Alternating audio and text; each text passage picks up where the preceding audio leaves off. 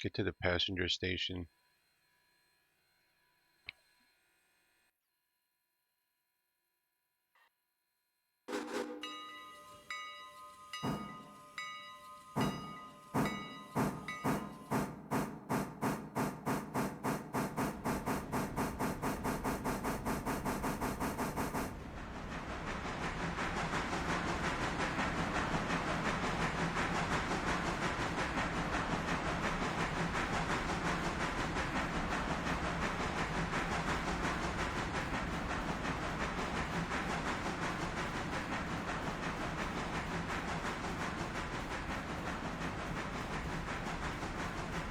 We have to throw a switch up here.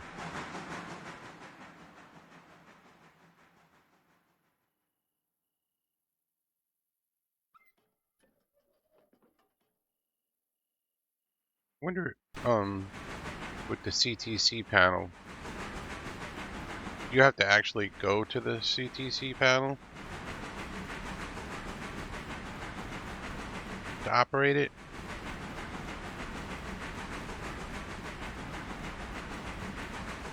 It would be nice to see all the switches, kind of like a railroad's extended type deal.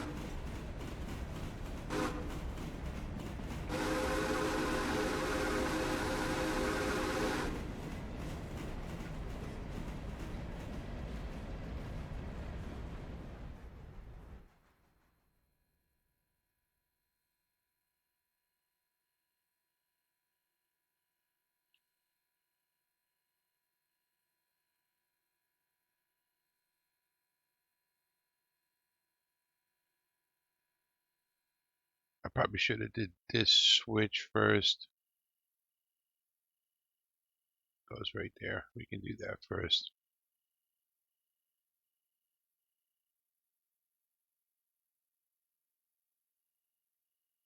Wish that wish that free cam worked a little better.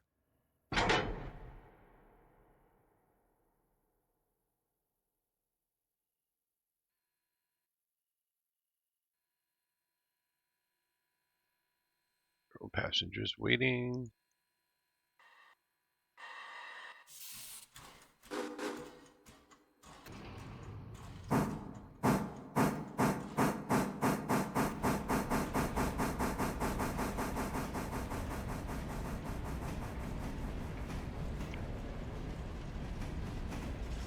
Passengers are like, what are you guys doing?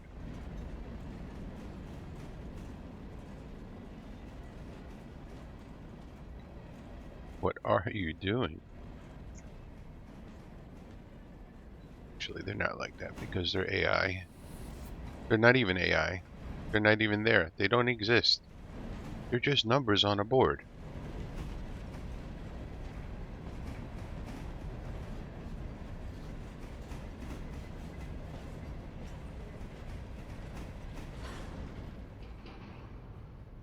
Holy crap. Gotta stop fast. Gotta clear the train first. Nice. Just a little more steam.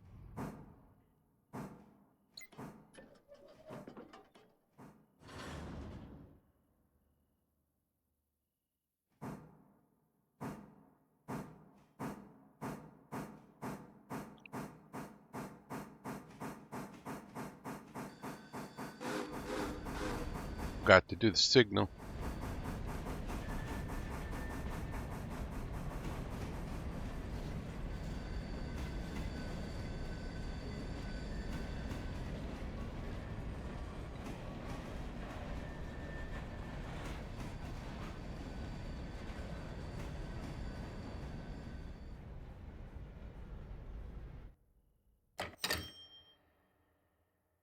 I want to do this.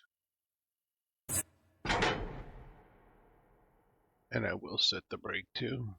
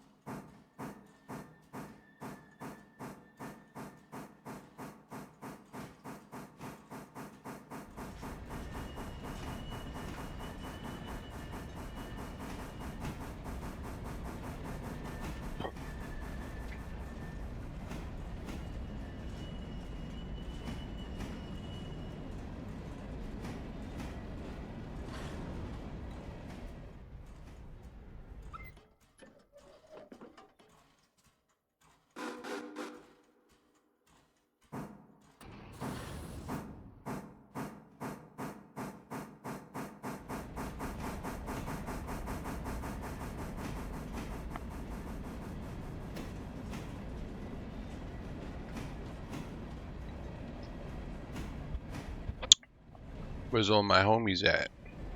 My homeboys.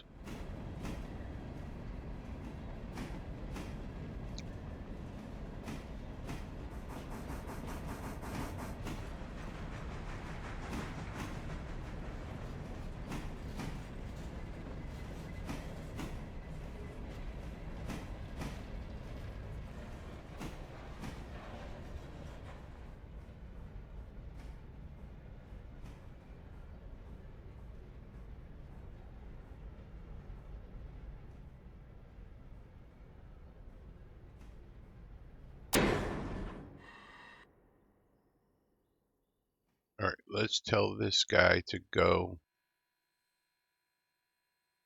to Ela.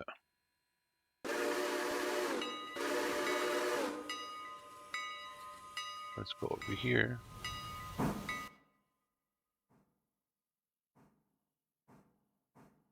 And they see they all say Connolly Creek, but I don't have a contract, so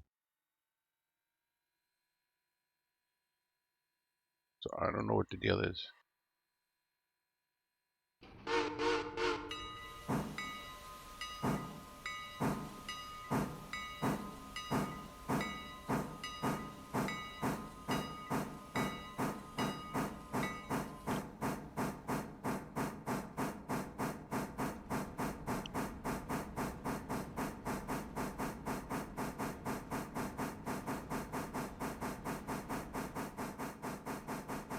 Oh.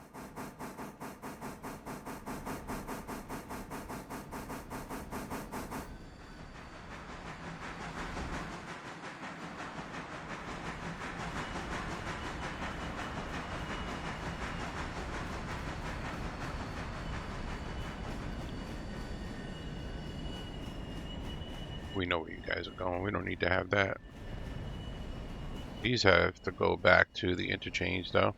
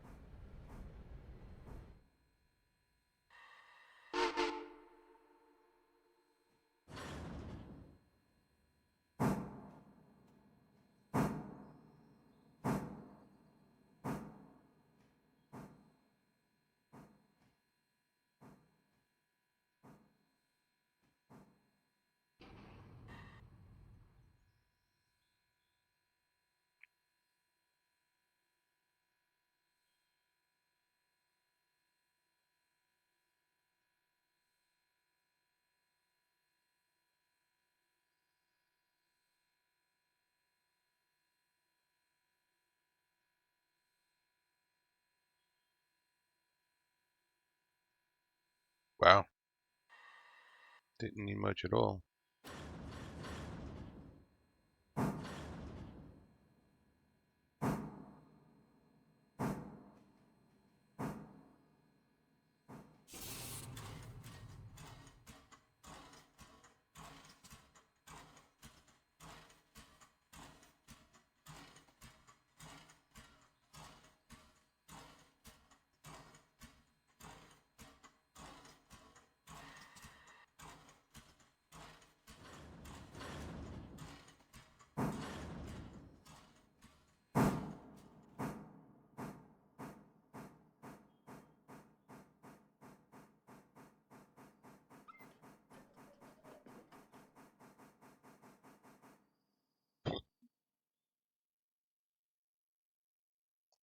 Oh, let's see over here. Those don't have to go back. That doesn't have to go back.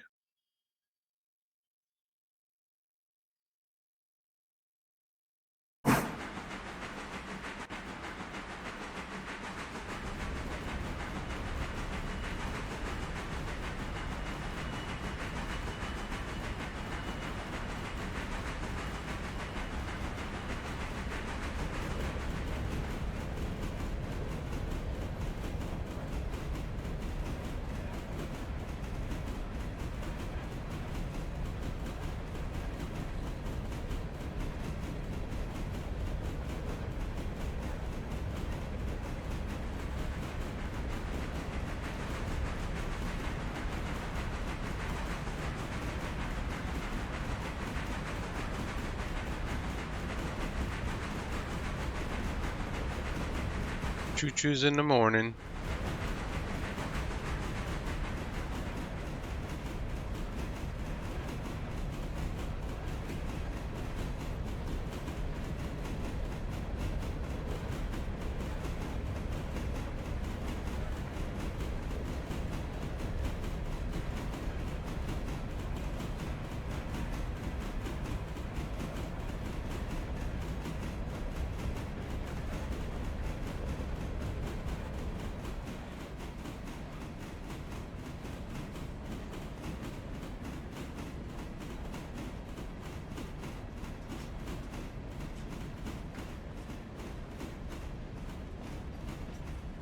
I think we want to throw this switch.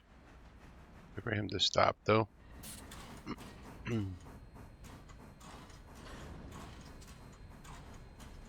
Actually, we don't want to throw the switch. Oh, this is a little bit of switching we got to do here. Should we do it when we come back or do it now?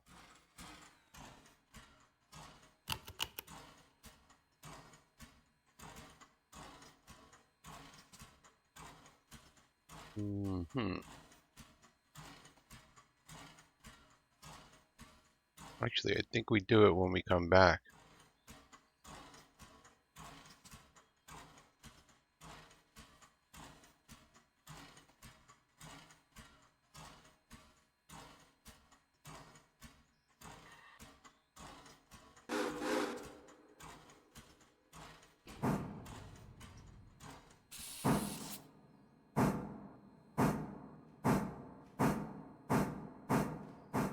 Oh, wait. Maybe we should.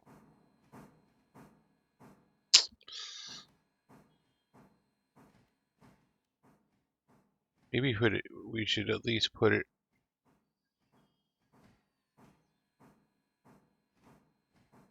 We could do a flying switch. Let's do a flying switch.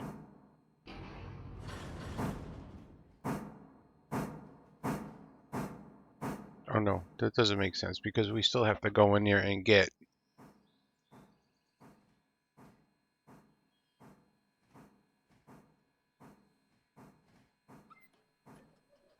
one freaking car, making it such a pain in the ass to deliver.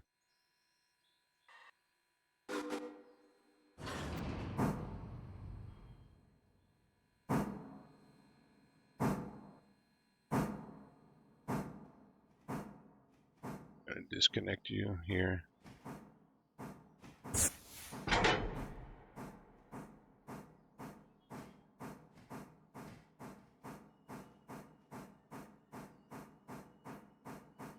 That gave me vertigo.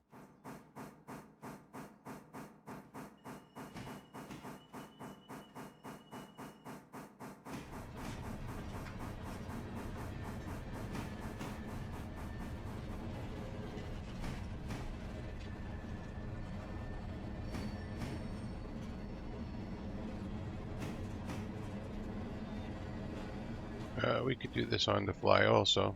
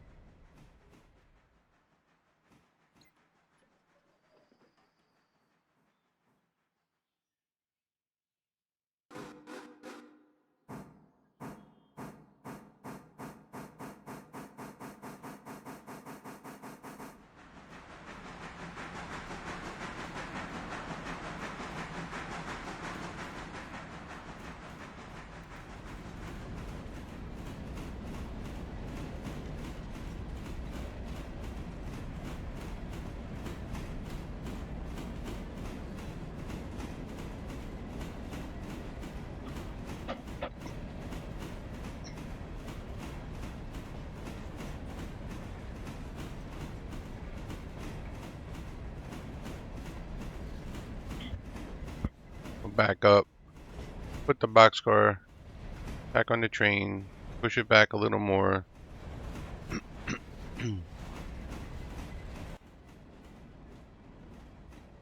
Uncouple the loco. Do my switching moves.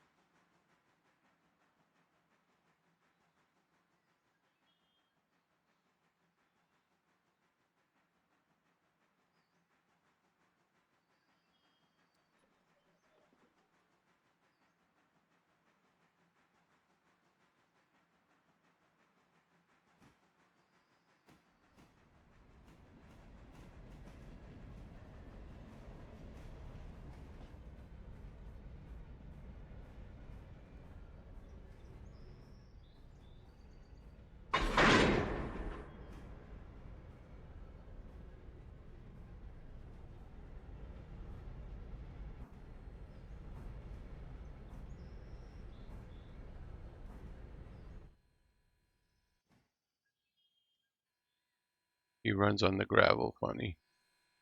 Throw a brake on just in case.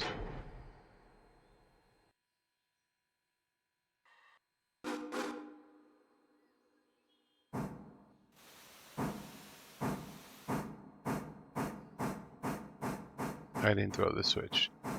You know that switches are so hard to grab while you're moving.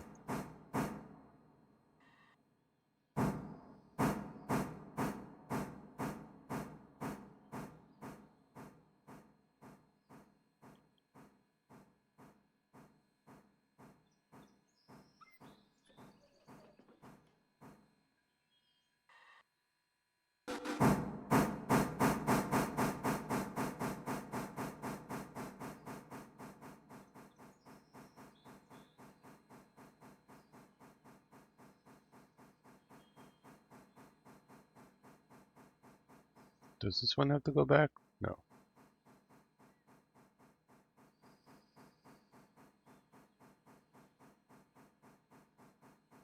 Hey, he asked her. How you doing, man?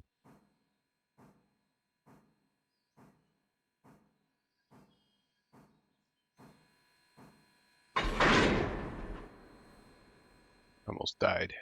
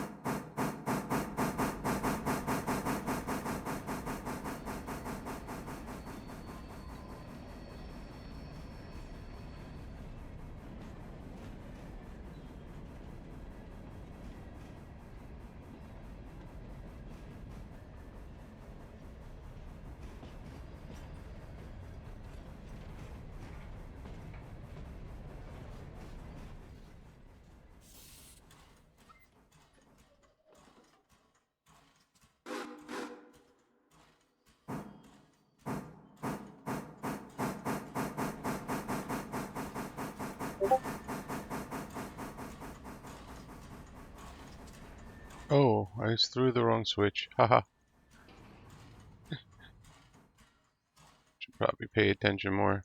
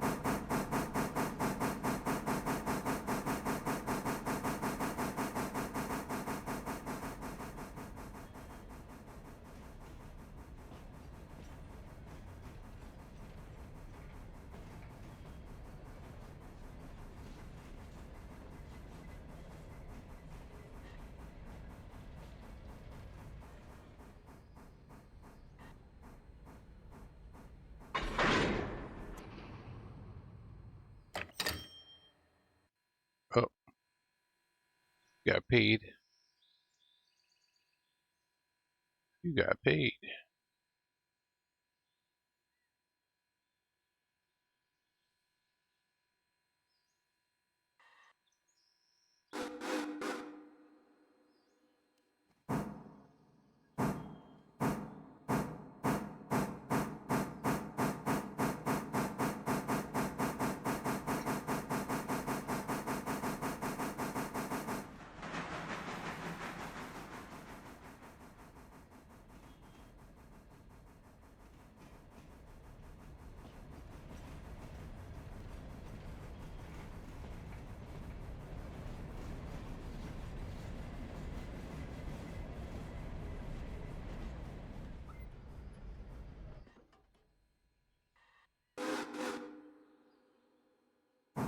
Doing the thing, man. We're doing the thing.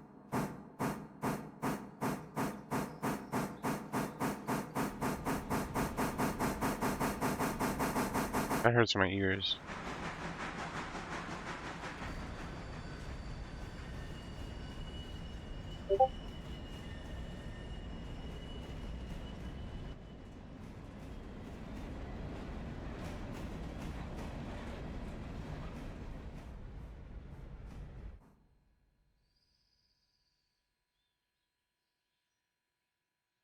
Ooh. So how come when I applied this brake, the air didn't go out?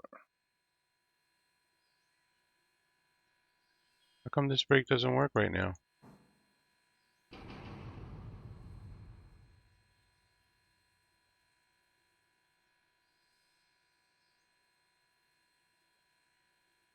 The train doesn't work.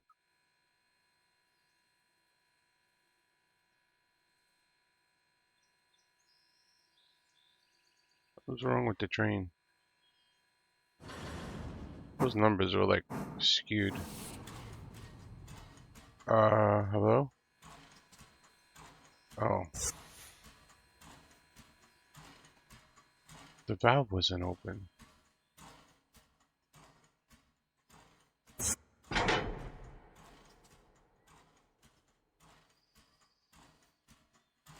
A little strange.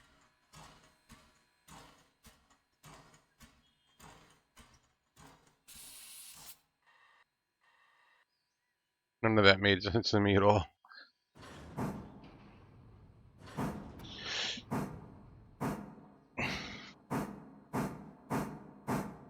I got to go to work today. Gonna cut a HEPA filter into a return duct.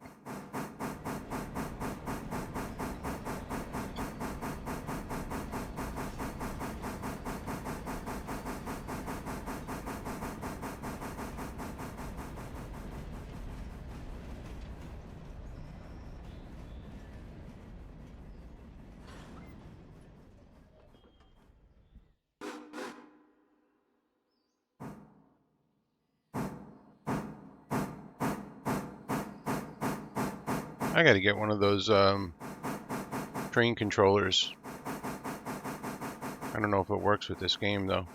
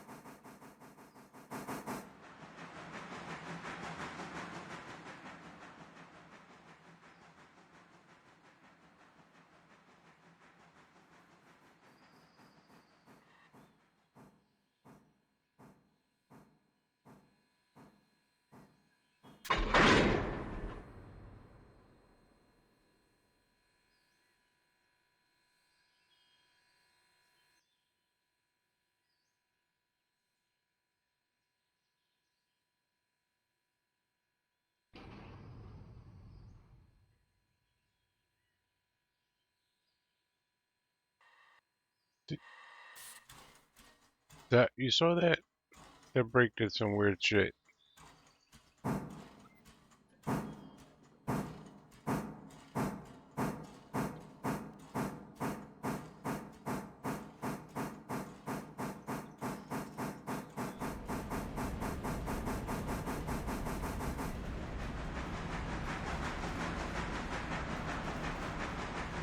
wonder if I take this myself. No, we can let that go for the moment. I don't think I have a fuse here. I do. Okay. Go back to here.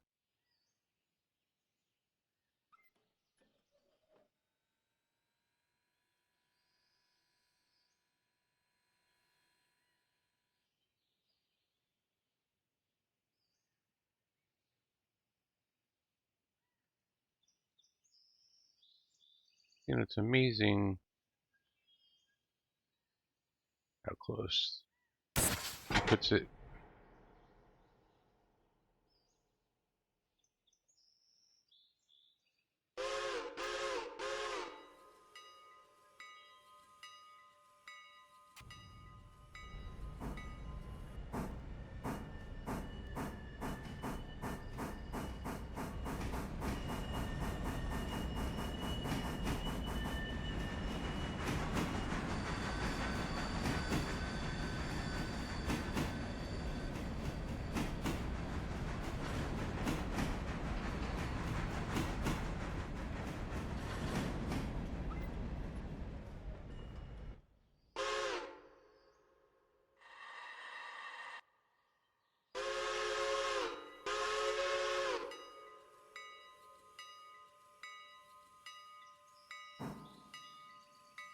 Nice.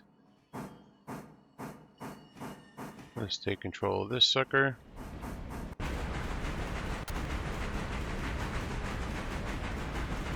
Now I'm not actually in the train, am I? Manual.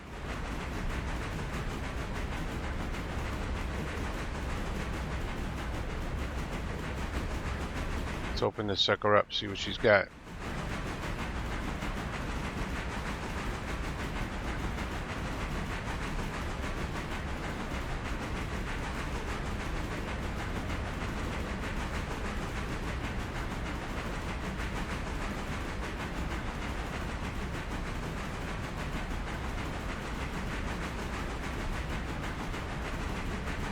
She's not a speed demon.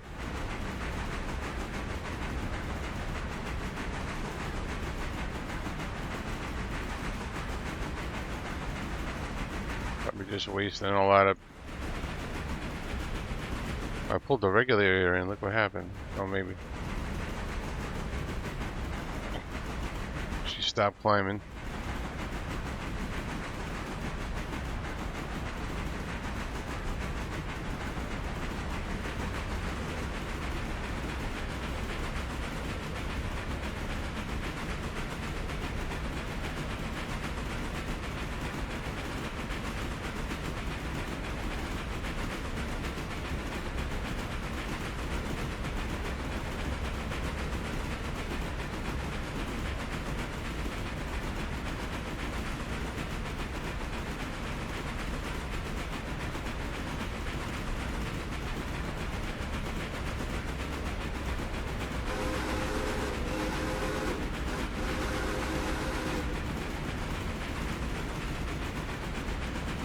Maybe shouldn't be going this fast.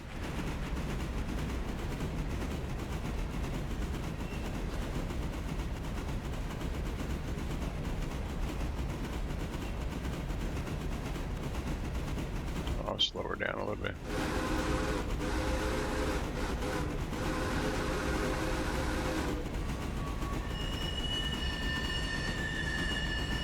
Ooh. That sounds horrible.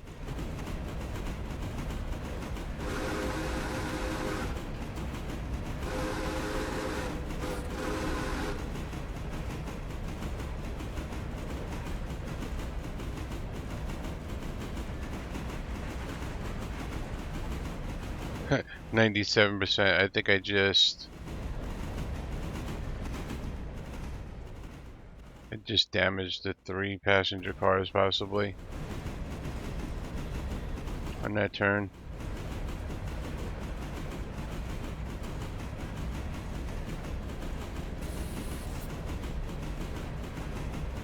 Probably goes against... Oh, how are we doing with our record here? 107.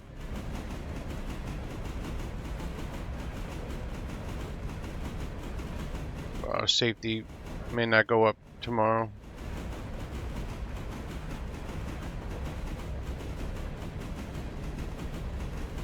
She coasts nice.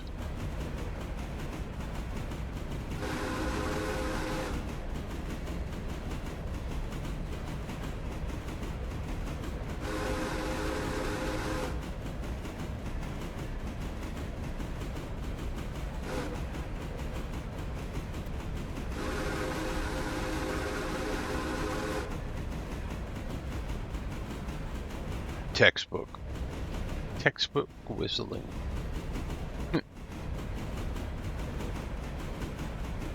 That would be a cool screen name, Textbook Tutor.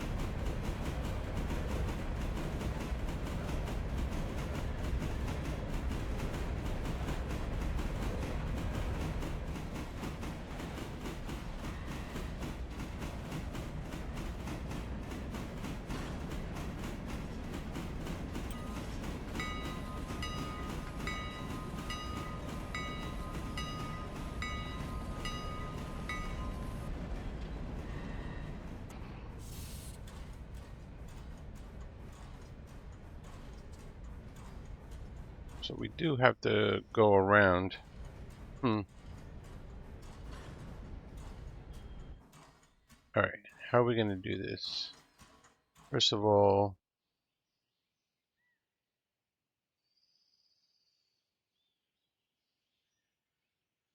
we have to bring all these cars back. And I believe we have to bring that one back.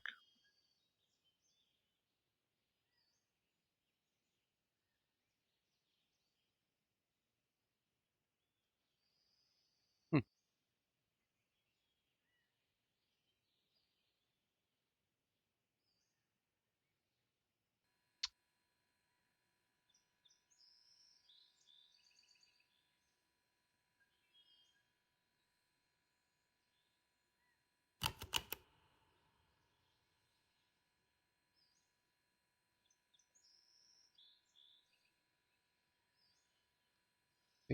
Thinking how to do this.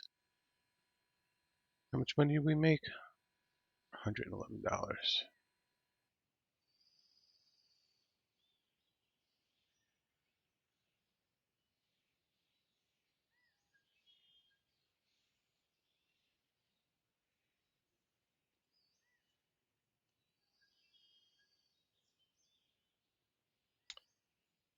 This is going to involve a flying switch for sure.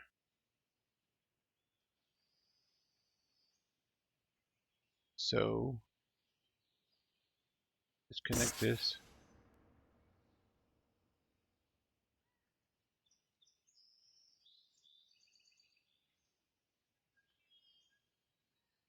Get this out of the way.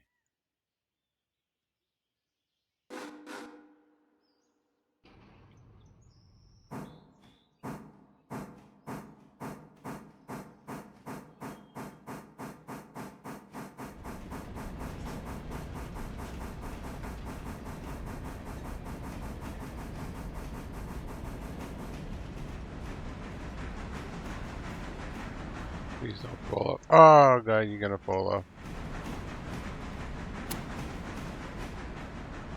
And I can't get back on. Somehow I climbed that crap.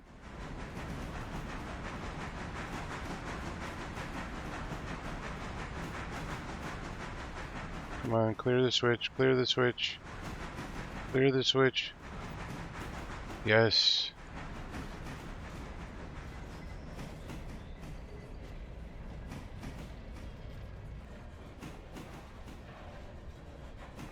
Oh, this is uphill.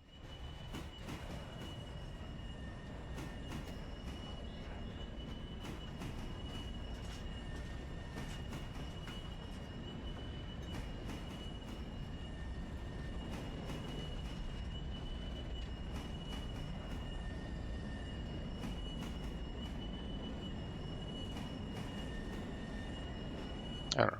I don't know what I'm doing.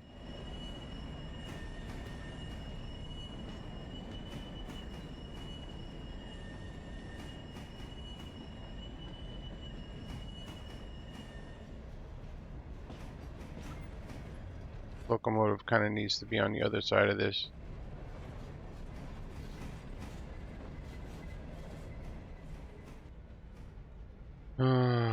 Let's think about this.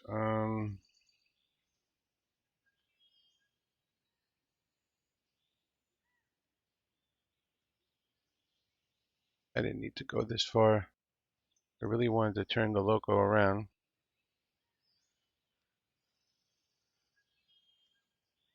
So, alright. I didn't really do this probably the most efficient way I could have.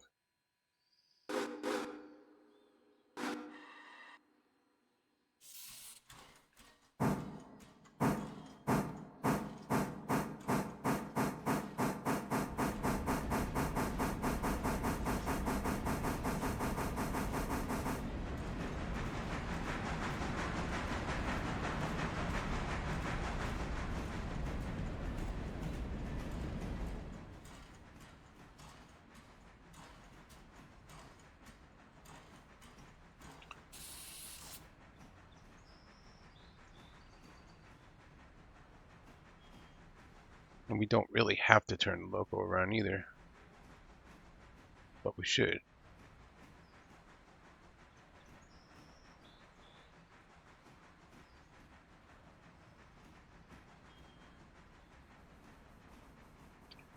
And we have to service the logo too. We have to think about that.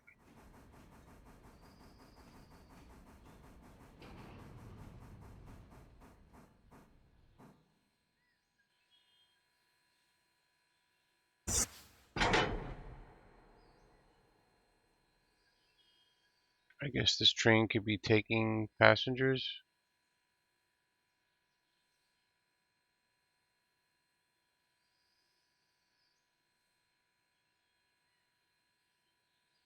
Holy crap, there's a lot of passengers there. How do we do this? So confused.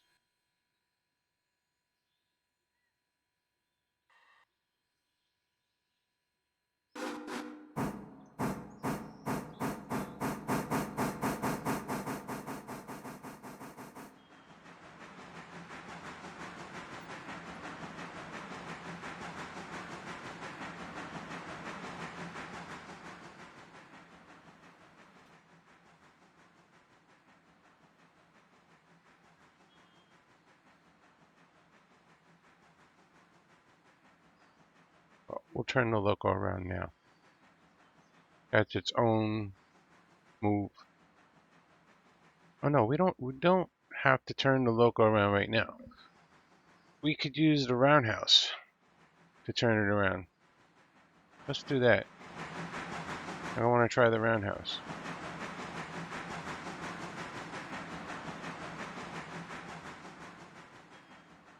We didn't have to shove this boxcar so far down this switch though. To do this maneuver, I had something else in mind, and now I changed my mind.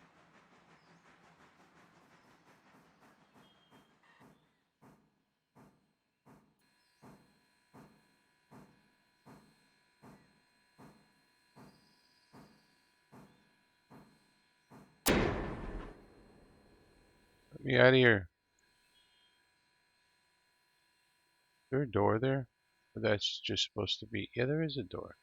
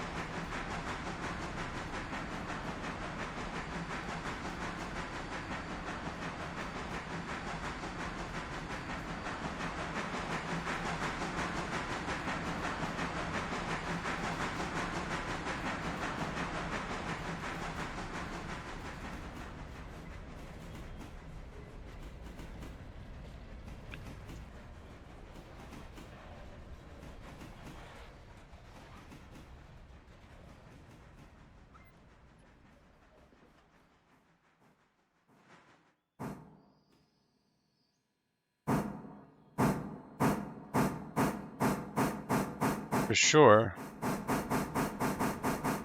day 14 is going to be a super busy day.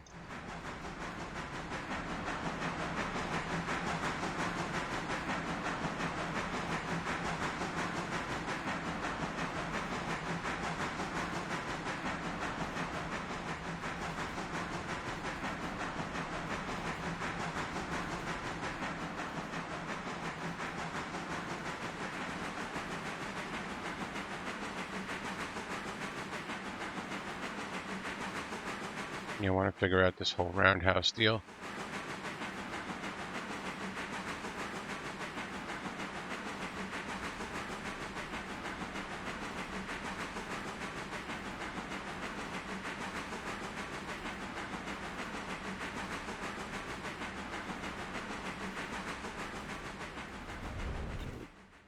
Put this coast a little bit. See where we gotta go. and throw that switch, which it is thrown.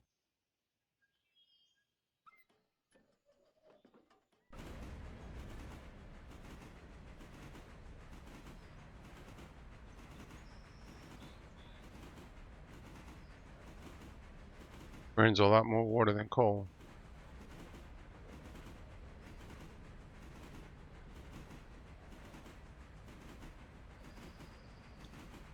Got the toot.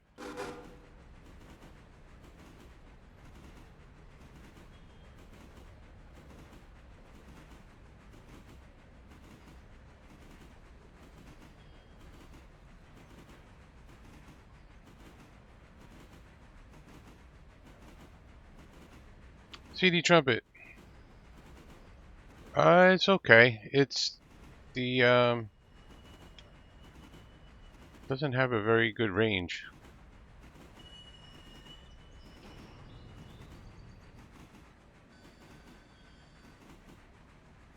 But it hauled it hauled 1,225 tons from Whittier to Bryson and stopping for passengers.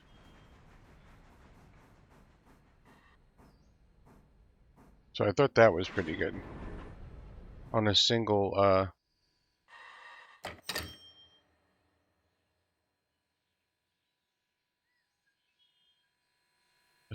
fill up all by itself.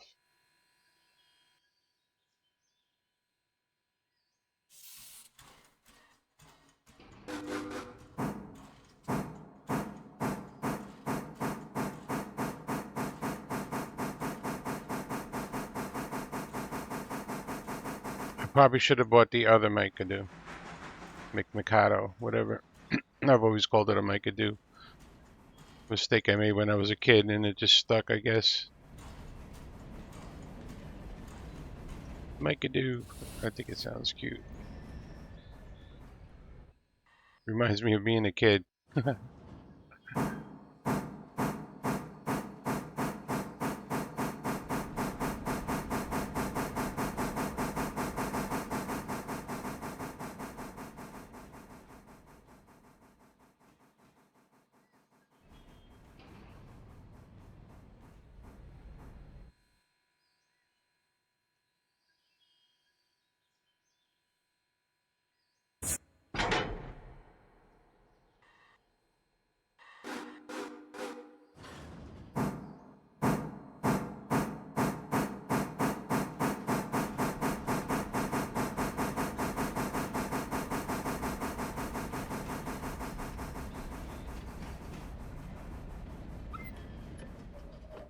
But this loco would be primo for doing logging work up to Walker.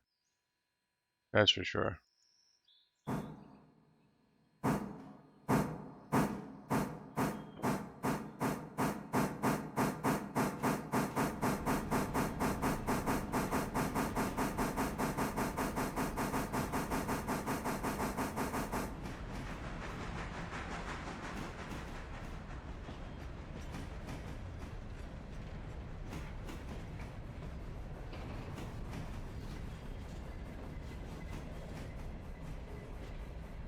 Just got to plan your trips out, basically.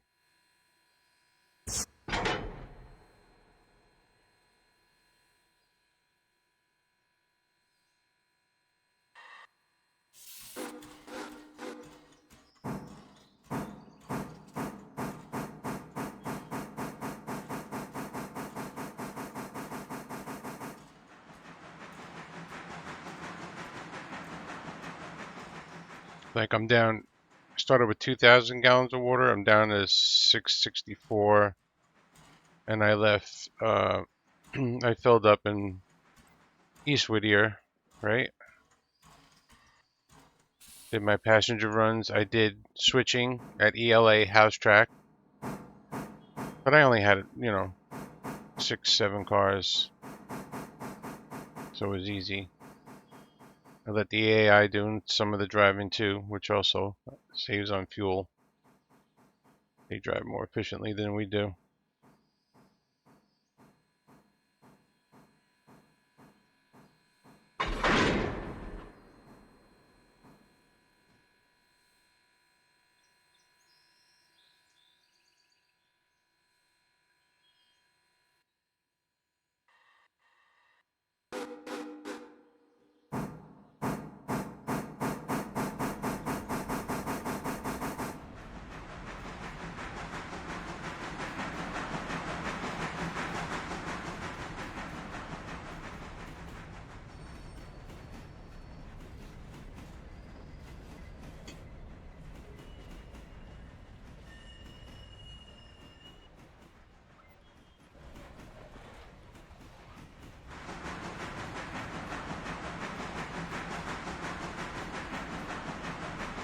You just can't be throttle happy when operating this. And then the power's there when you need it. But if I had to do it again, I would have bought the other Mikado, not this one. The one with the tender.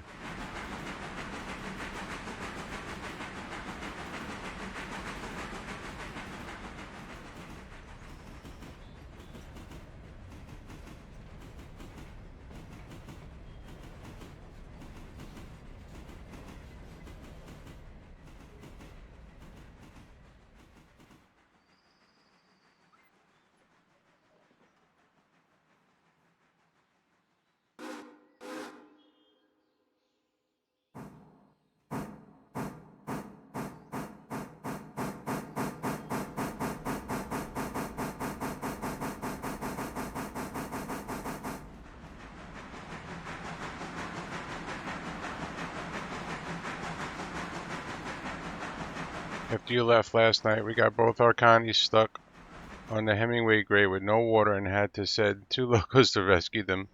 So we need something better. Well, if you're getting stuck without water and stuff, this is not the loco. This one is a challenge to operate because it doesn't have a lot of water or coal. It's meant for branch operations. So I'm using it for now, which is also helping me kind of like hone my skills a little bit, be conservative with fuel consumption, water consumption, and then as I get better locos, I'll assign this to logging duties on the Walker branch. I think that would be smart.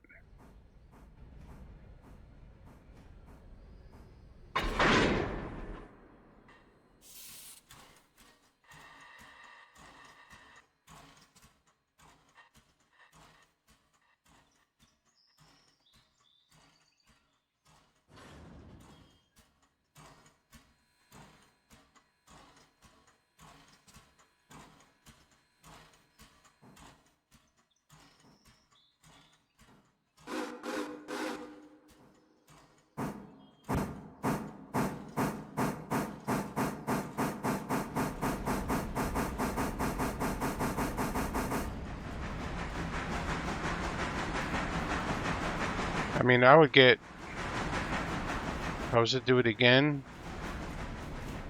something. I hit Control T. That was dumb. Oh well. I'm not with my train right now. I meant to hit Shift T. Although there is no mountains.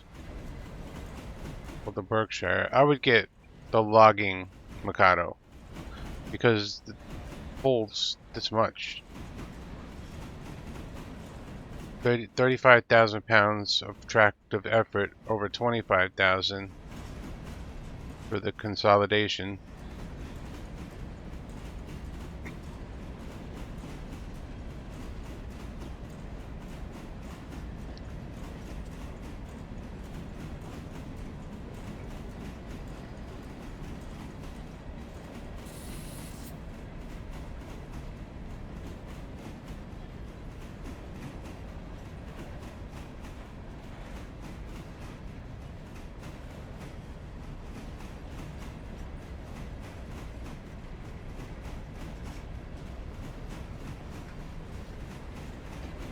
Learn to do a lot of coasting, but we want to get in the right track here, and that is the right track.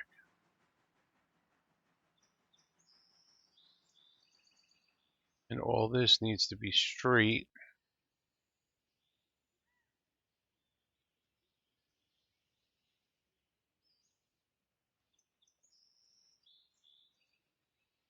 We're good. The hard part is over.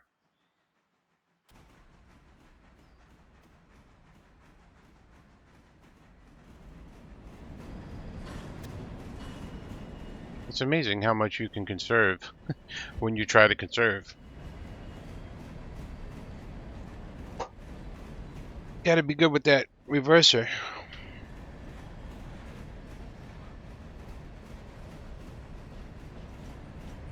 I was saying yesterday, I wish there was a way to tell how much efficiency I was getting.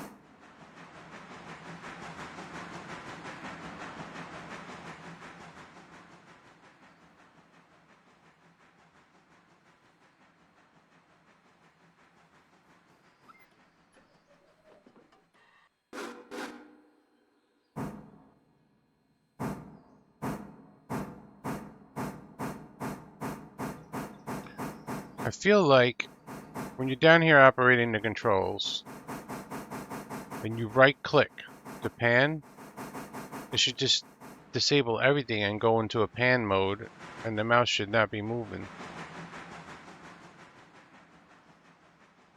I think that would be better.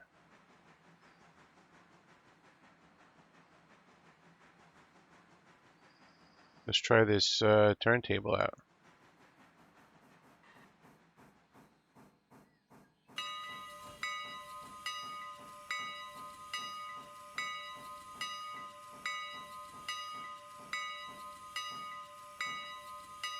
I have no idea how to use it.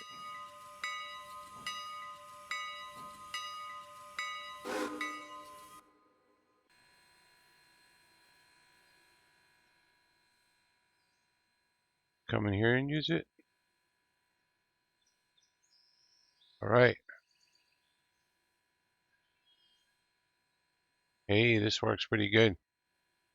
I hope it clicks into place. Oh, this is more fun than a Y.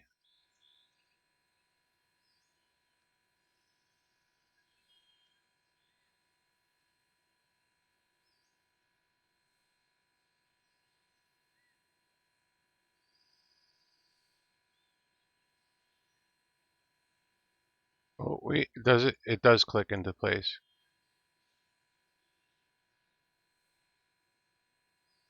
Does it? Come on.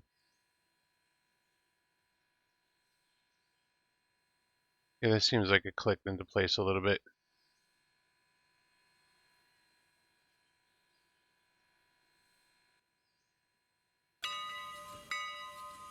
Oh, I'm on the wrong track. Hey. Try that again. Try again, sir. I'm in between tracks. I'm not. What am I thinking of? Did I do that? All right.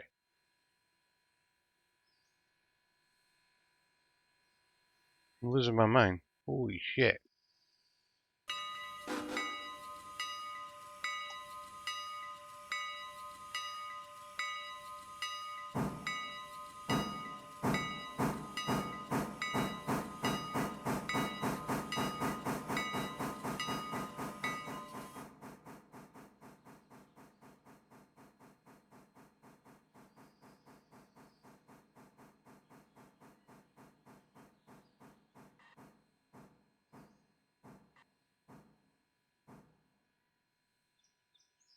Ooh, a little more.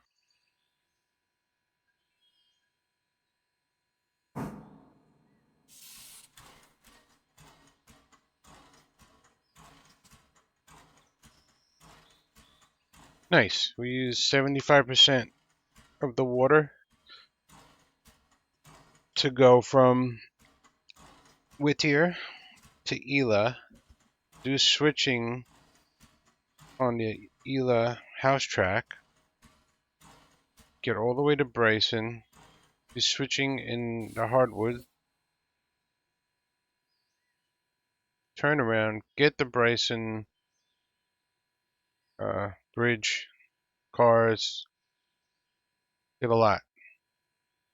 So that's actually not bad.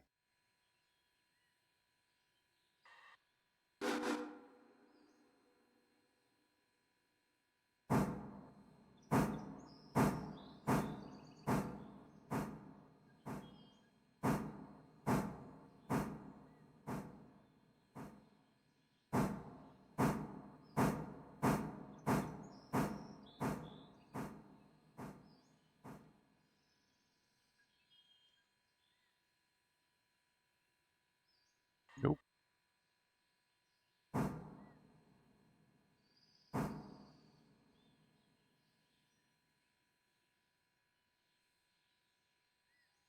And we used less than half of our coal supply.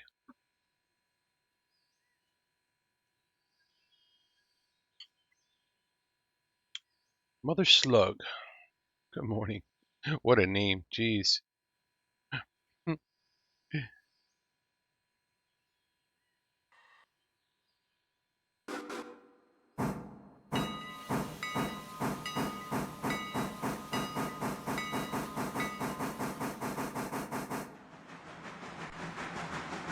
The thing. Blech. When it does, I literally want to puke.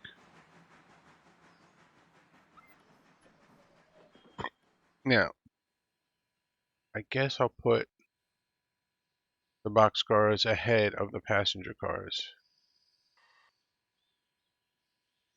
Doesn't really matter.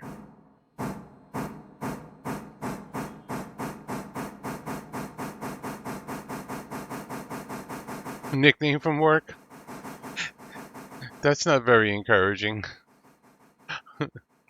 You must have had a government job. Yeah, I know. I worked for government for a lot of years.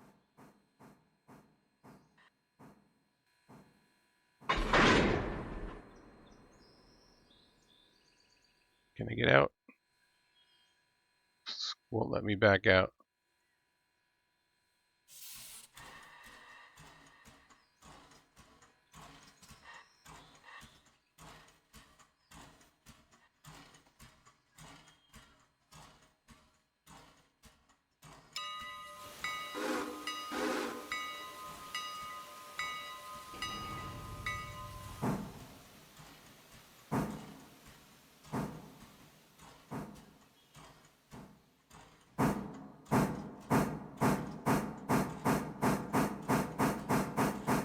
You know, I don't really know these tracks that well. I'm not sure if I have to get over here or not.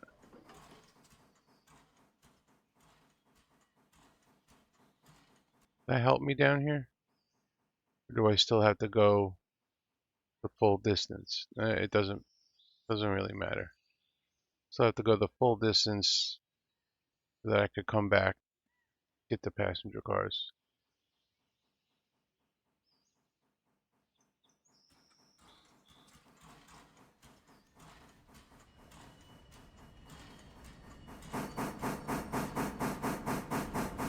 Railroad hump master to speak frank with you. So you worked at an actual hump yard. Wow.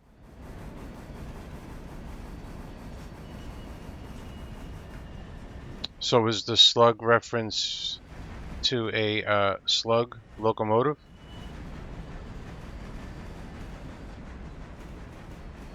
Is that where that came from?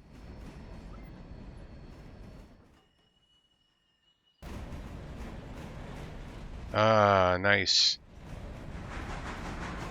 Now it all makes sense.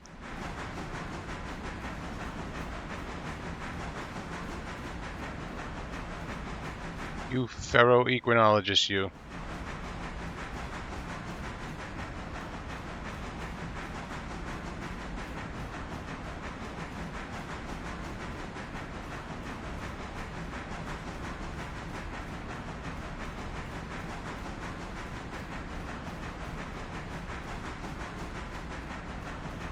No, I don't live in Pensy. But we did have a house there. I live in New York. We had a house in the Pocono for maybe a total of 40 something years, I guess. 40 years. Also growing up in New York City, you know, the Pennsylvania Railroad, the GG1s would come into Penn Station.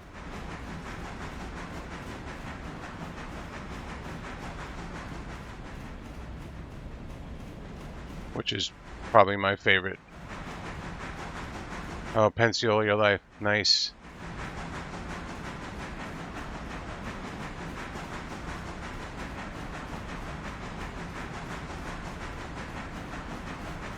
Yeah, well, you know, all my life I wanted to move there. Now I'm not so sure. I want to get away from a blue state. Or at least a blue state that acts blue. Had some bad experiences here in New York.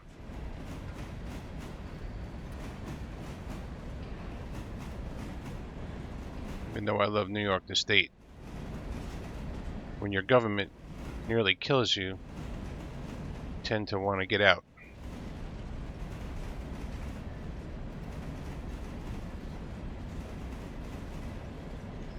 Nice.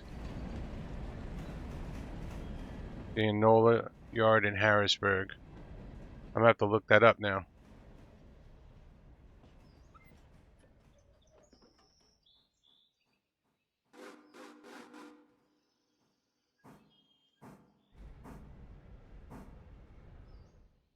We're going downhill. We're gonna need some throttle.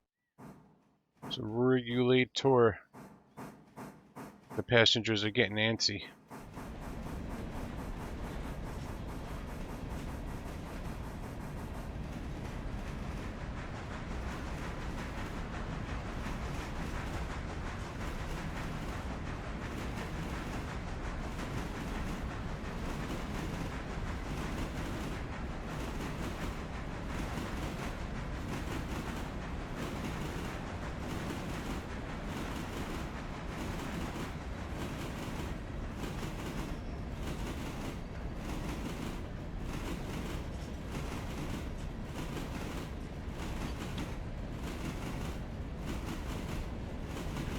Okay, the west side of the Susquehanna River. Got it. I haven't been, have I even been on the west side of the Susquehanna? I don't think so. I've been to the Susquehanna.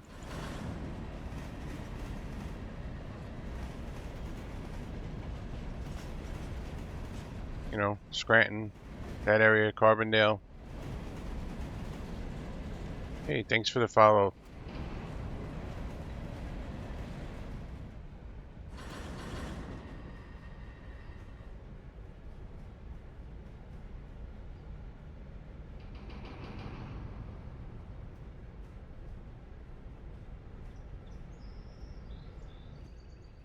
I wish I worked for the railroad. I think I would have liked that job since I spent my whole youth hanging out on the train tracks.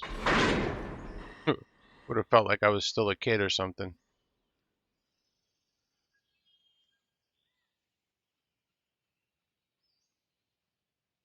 Hung out on the Long Island Railroad in Long Island.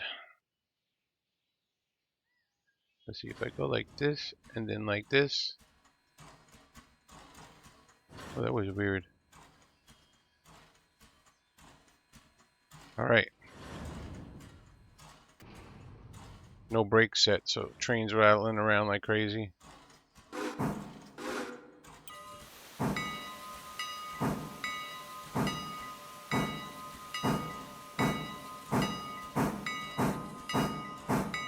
Yeah, I'm a pretty big Pensy fan, I would say. I'm not 45 minutes from Scranton. Yeah, I've been to Steamtown. Matter of fact, I tried to live in Lake Wallenpaupack. I worked in a marina on the lake. There was no work there at that time in the 80s. And I went down to Steamtown to go check it out, and they were closed. But the Steam shop was open because even though Steamtown was closed, they still did repairs for steam engines. I don't know if this is true, but at the time they were telling me like they were like one of the only steam repair facilities in America, or maybe the only ones that could do certain types of work or something like that. So people would bring restoration, excursion locomotives to them to repair. So I talked to the guy, and I was gonna like get a, Lake Wallenpaupack very well. Yeah, I've been going there my whole life, not the last decade though. And I wanted to volunteer in the steam shop,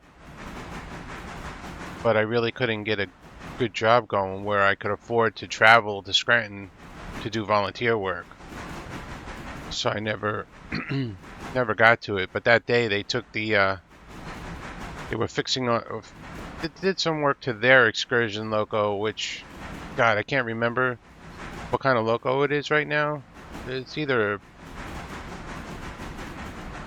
a 462 or 282. I don't remember it. It was an ex-Canadian Pacific loco. I know that. And they pulled it out, had it all fired up. They let me go in it. I actually moved it a few feet down the track. I got pictures of it. It was cool. That was a good day.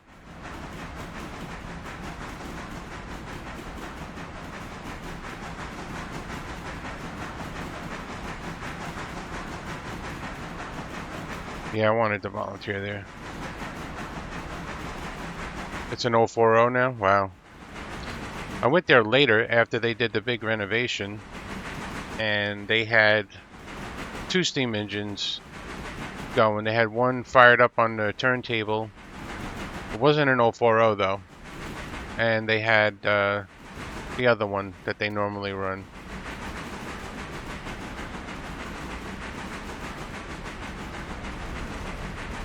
They did multi-million-dollar renovation to that place. Or maybe at the time it was $1 million. I don't know.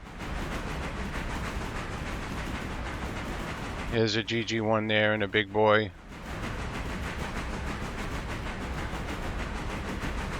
I got pictures I probably took with my, I don't know if it was 35mm or a 135mm camera back then. I don't remember.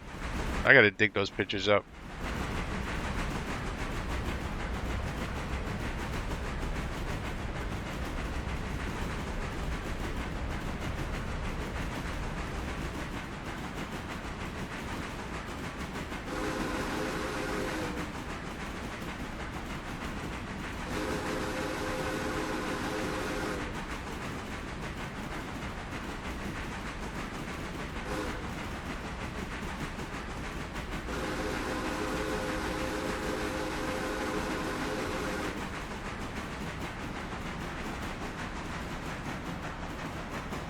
Oh man, why did it slow down? Just the sound changes.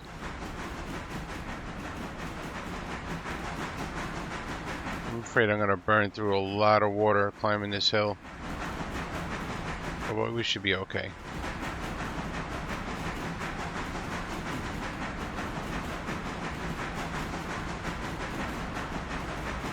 Also, as a kid, we used to take the Long Island Railroad into Penn Station just to look at the trains. And we were going in one day, and there was the GG1 that's now in the museum. Oh, where is it? Somewhere in Pennsylvania. The 4935. I saw it in person, pulling a train, and went into Penn Station, and they pulled in with it.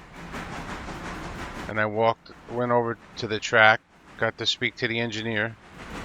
He let us in the cab, and I got to toot the horn inside Penn Station.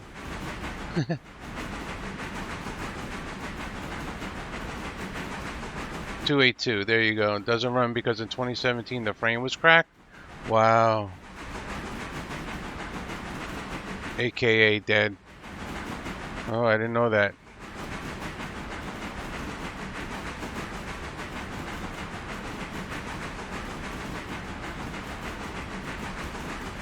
Okay, this is the first time I'm pulling tonnage back from Bryson. And it's using a lot of water. But we'll be alright. We'll make it.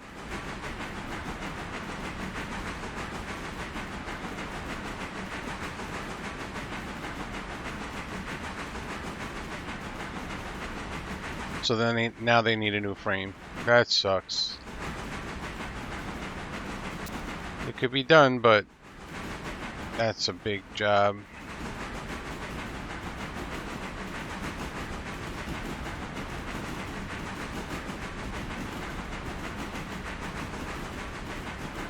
I've been donating to the T1 Trust.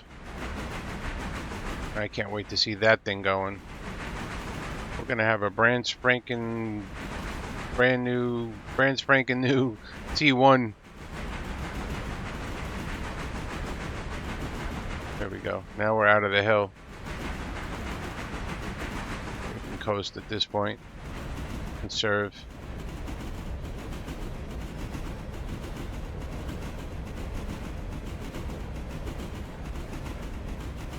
You know, eventually all these steam engines are just not going to work anymore. You're going to have to build new ones if you want to see steam. I get amazed. I went out to Colorado and saw these 100-year-old engines pulling tonnage upgrade. That's insane. That's just insane.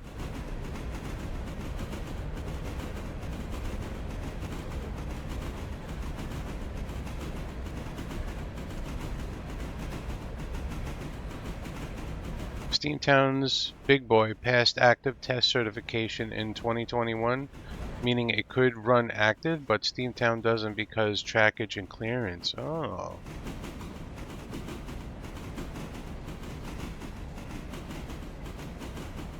Wow. Passed certification after sitting there all those years. That's crazy. I didn't know that. But like, that makes me happy inside.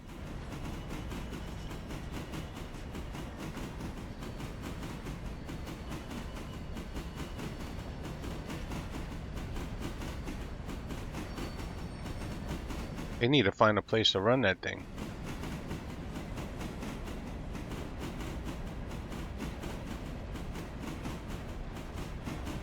I need to see the Big Boy before I die. The 4014.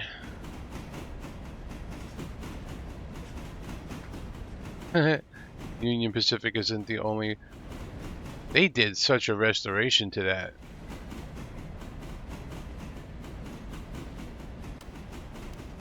Union Pacific. So did Steamtown actually do a restoration to it, or they just like tested the boiler? I think I remember reading and saying they were gonna restore it.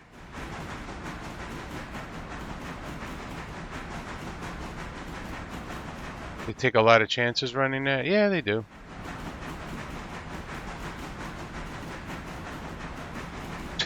Take a lot of chances running any train.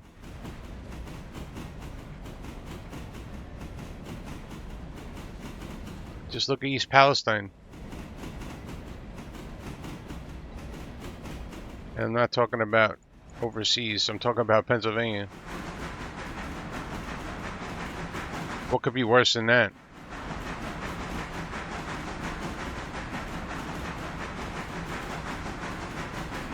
Oh, they tested the boiler. Okay. Yeah, so they're not. I mean, what could they really do with it? It would be nice to have it in a state where they could fire it up and just run it back and forth a little bit for people.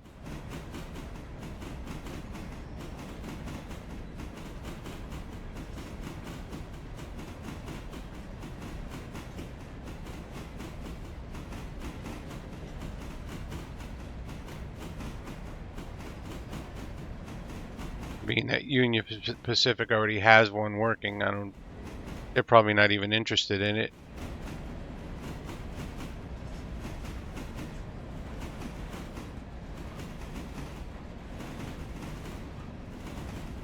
Well, they got it in there, didn't they? I don't think they dropped it off. I think they towed it in.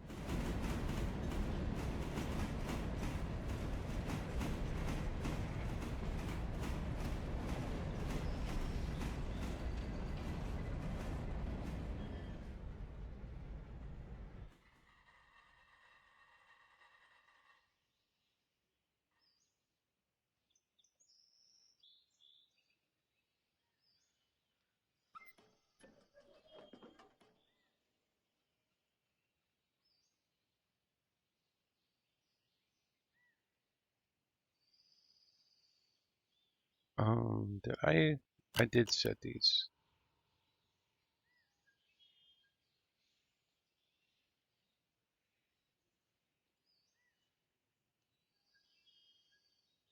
We might need a fourth car here. Holy smokes.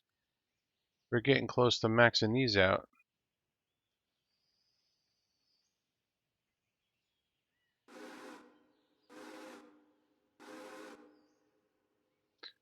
So, see, I should have put the freight at the end of the train.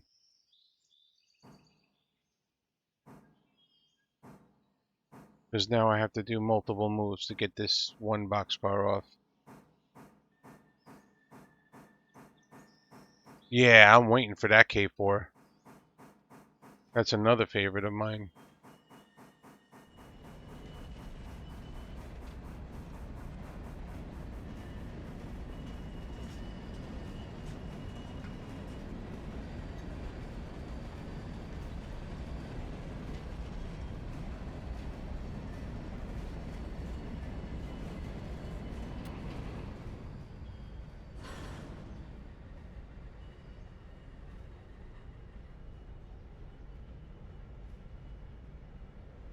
Keep going, keep going. Come on back. Come on back.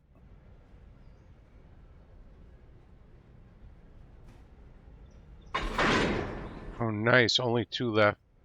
And there was a lot of them, right? There was a lot of them at the time. I wonder, I don't know how many they had, but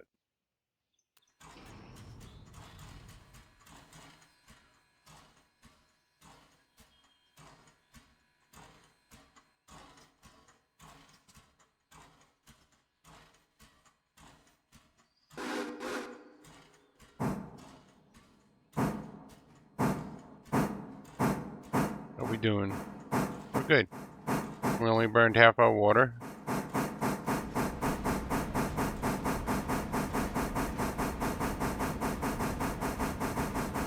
I definitely want to visit that K4 when it starts running.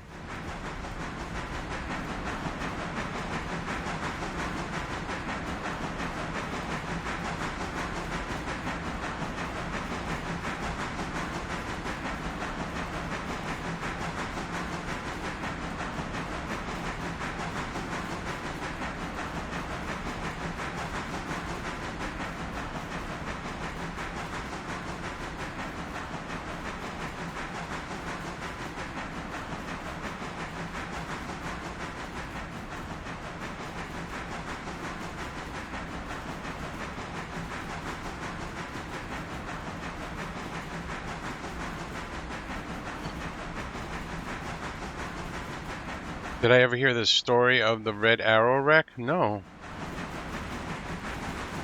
Or possibly. You know what it is? So, I'm 58. I was into trains from like 1970 all the way into the early 80s, I would say. And then, kind of just got involved in other stuff, so wasn't really paying attention to trains as much. But I always knew in my later years I'd get back into it.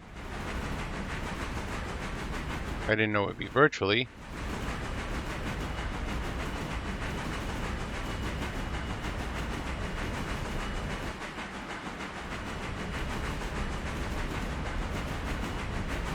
If I ever retire next to a railroad society or something, I may join it. I'm definitely going to build a model railroad again.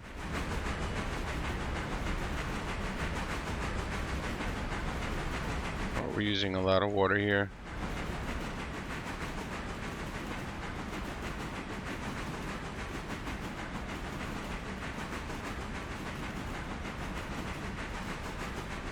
We need a better logo than this. I'm gonna have to look up the red RROx now. Let's see.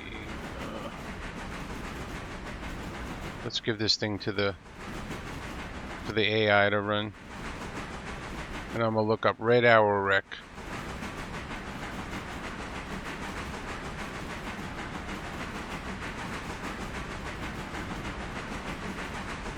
A night train operated by the Pennsylvania Railroad that ran from New York City to Detroit. It had an additional section going to and from Washington, D.C. Unusual trains in that PRR that had few trains that ran to Detroit. More of the PRR trains went west to Chicago or St. Louis.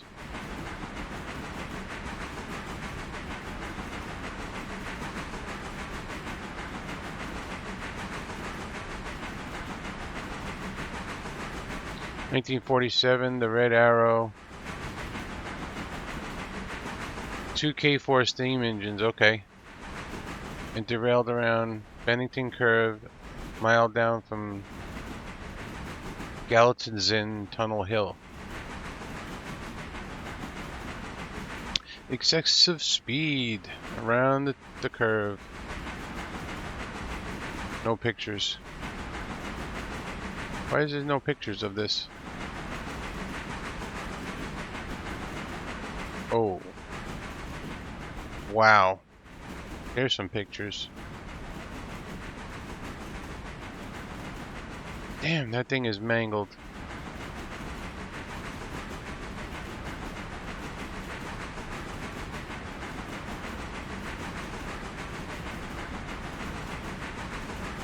Holy smokes.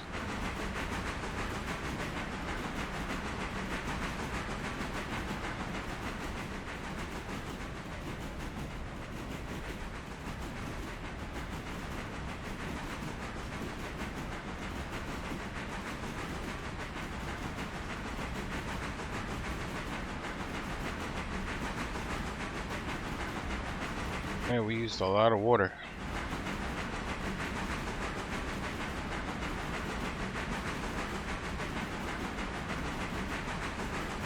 That's their worst accident.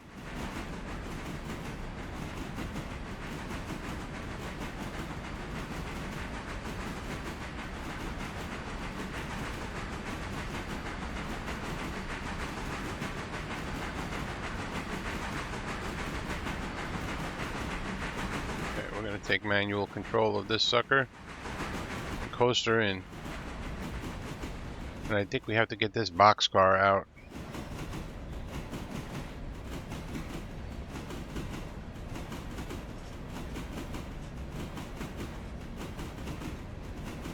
We can come back for it.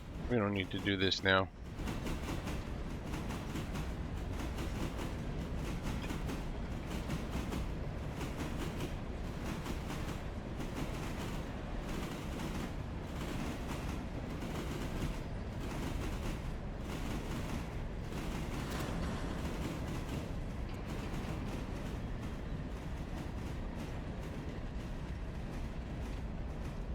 Air brakes being air brakes.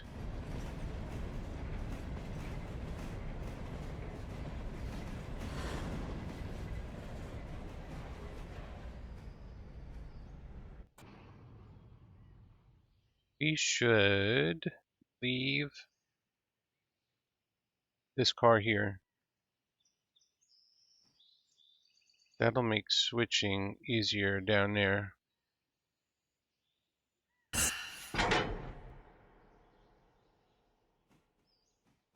And we could leave the passenger cars here as well.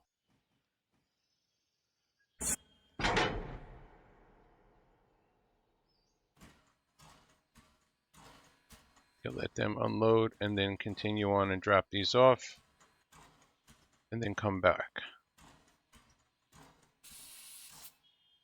Oh, we forgot to do our logging. I got lost in the conversation there. In fact, let me get the logging locomotive going.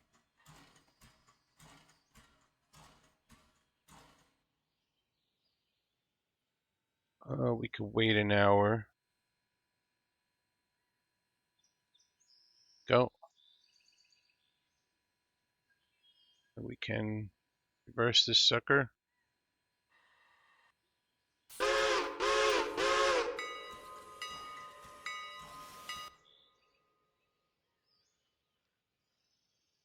Oh, what? Why is it doing that? Oh, this camera, man, getting me, gets to me sometimes. How many fares did we get? Wow, $297. That's cool.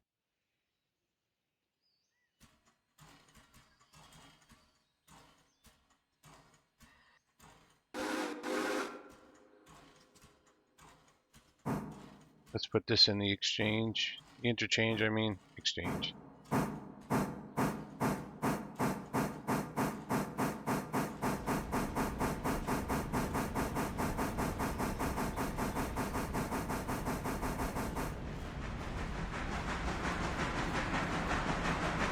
We're cutting it close with the water.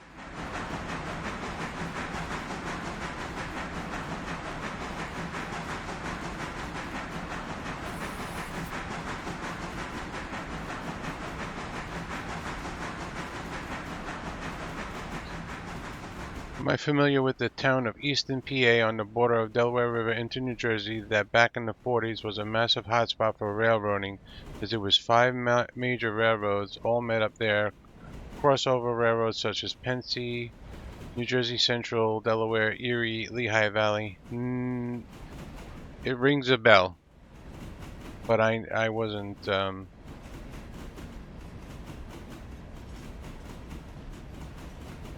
I can't say that I know too much about it.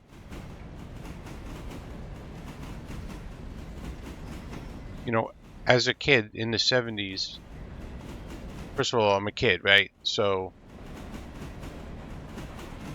learning about stuff. Sometimes kids want to learn about stuff and they don't have the resources, but now they do because of the internet. Back then, all I had was like Trains magazine and Model Railroader and whatever books I could afford. I didn't really have like a mentor to show me stuff. I learned a lot of what I learned by just being on the train tracks.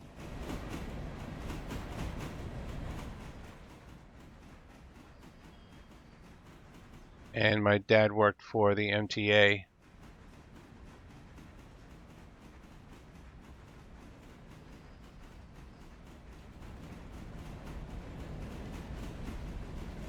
For a little while. He used to take me to work with him sometimes. Coney Island Yard.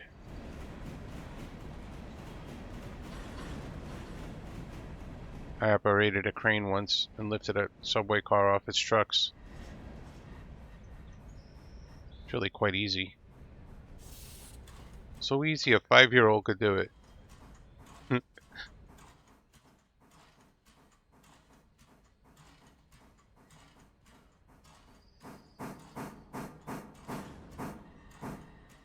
I didn't want to do that. I hit the throttle instead of the brake.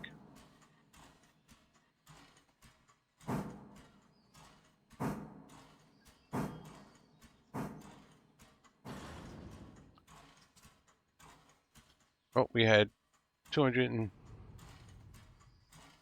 Those rail cranes are shady? Not really. It was amazing how tight the shop was. It wasn't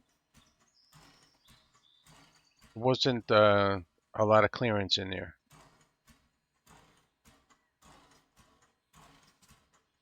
The trucks don't even bolt to the subway cars. They, at that time, I don't know if they do now, but they just rested on the pins. And I guess once you disconnected some electrical wires, the whole car would just lift right off.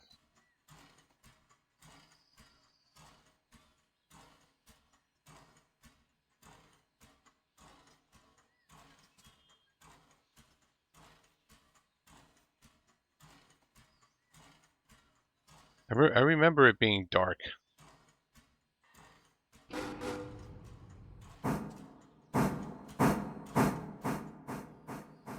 was pretty dark for a rail shop. Oh, I think I need to put these cars on this track. They're not going to fit on the other track.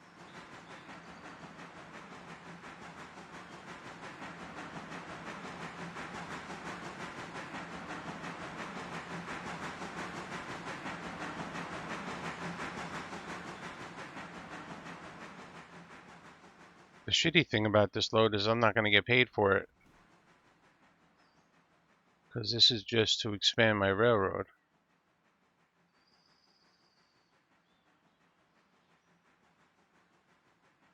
Wow, this was an easy day and it's already approaching 2 hours.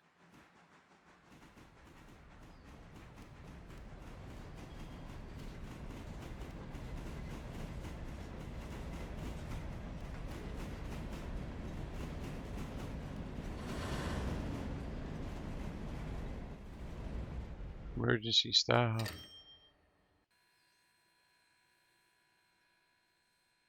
Wait. Oh, I had one car. I had one car in that train that I got paid for. The other ones I didn't. I have to go back and get the other ones.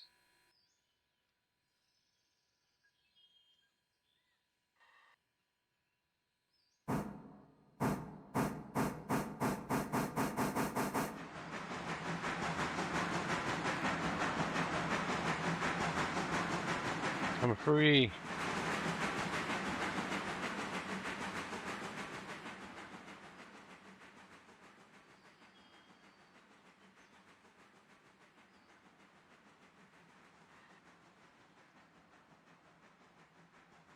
Oh, imagine.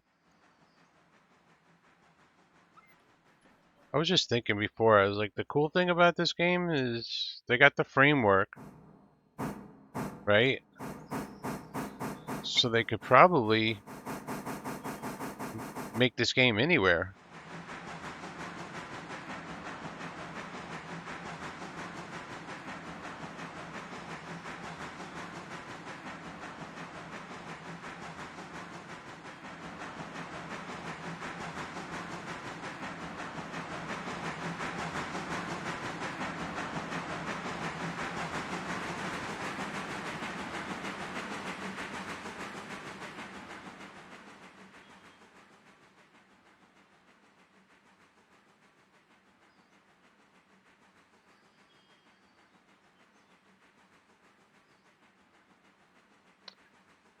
Yeah, this game needs a mountain class.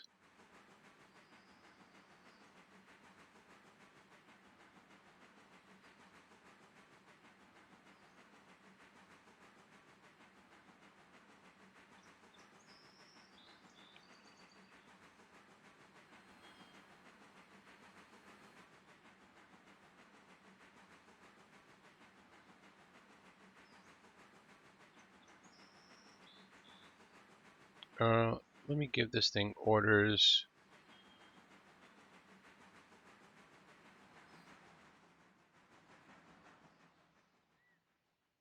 And I can go up and move the logging train. Want to come around this all the way to here.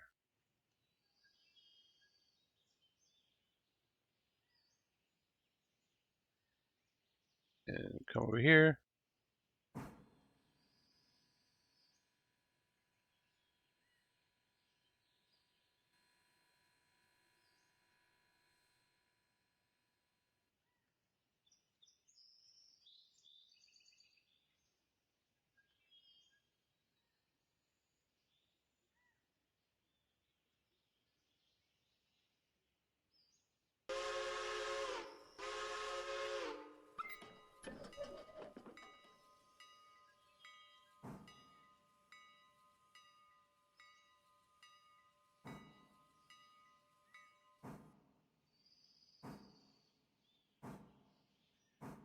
That looks cool. Stop for the switch and the line against us. What?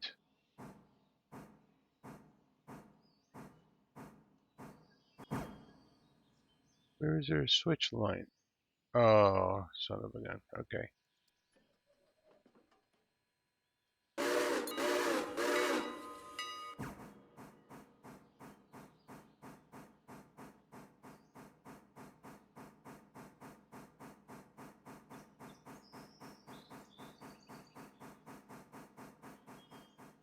We're going to see if we get paid for these logs. We don't have a contract.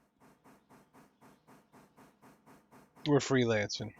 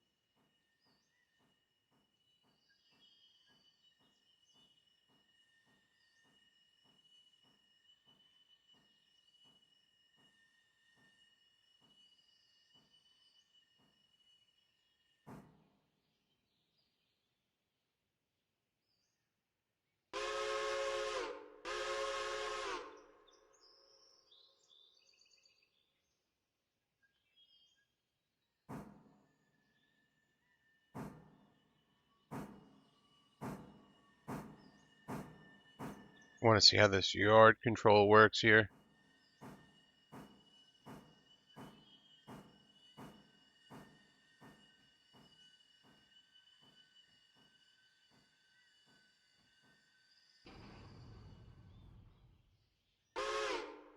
Let's go one more car.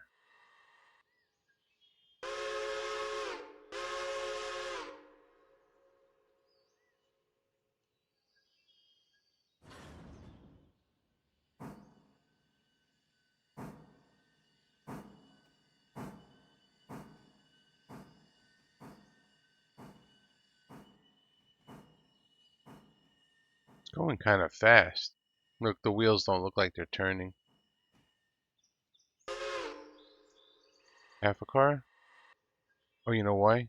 I'm looking at... Here we go. So yard speed is under 5?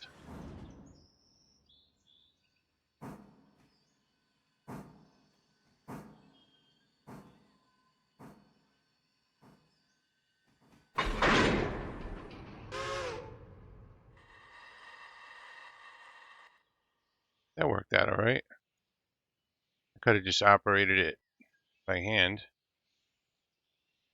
Go here, here.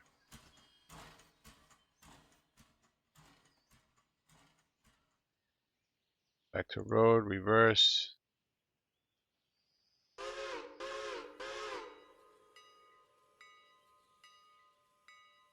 Get rid of this. Gotta go over here and throw this switch.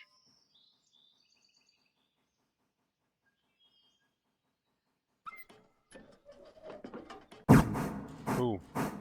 And then we have to go over here and throw this switch.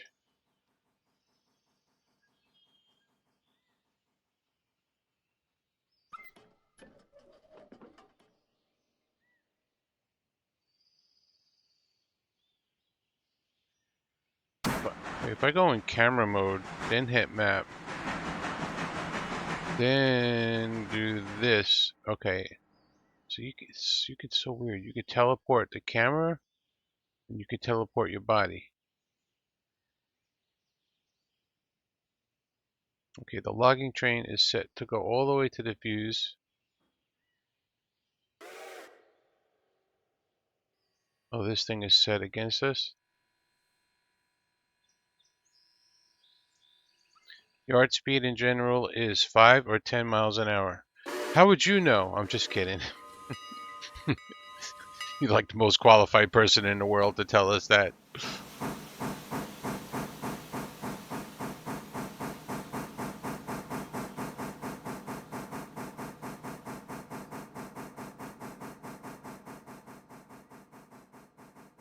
I drove an S1 switcher for 2 hours.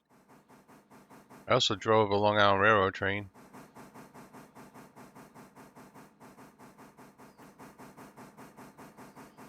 Through 3 stops with passengers and everything. That was the same day I saw the Pennsy GG1.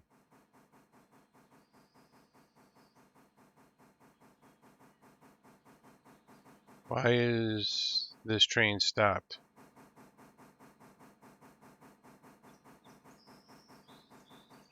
Oh, okay, it's just keeping the speed down, that's all.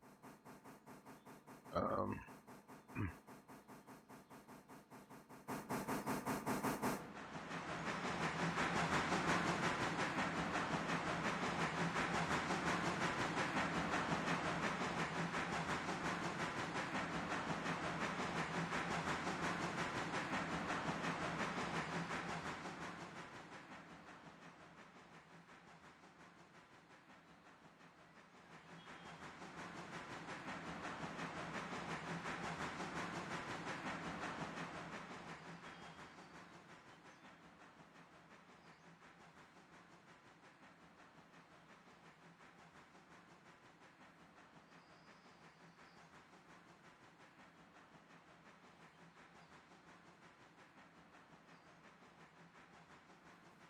Doesn't look like it's going 18. Oh, because I'm not.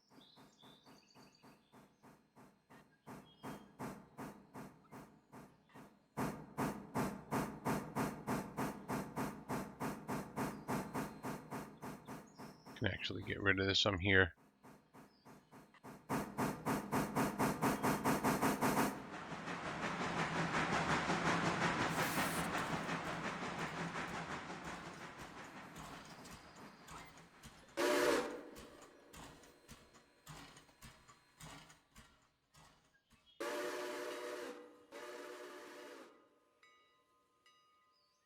Let's get you moving here.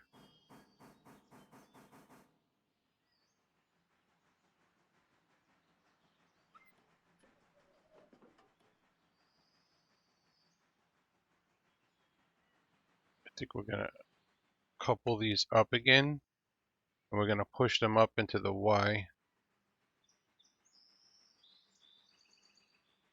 Oh, I have to push into that.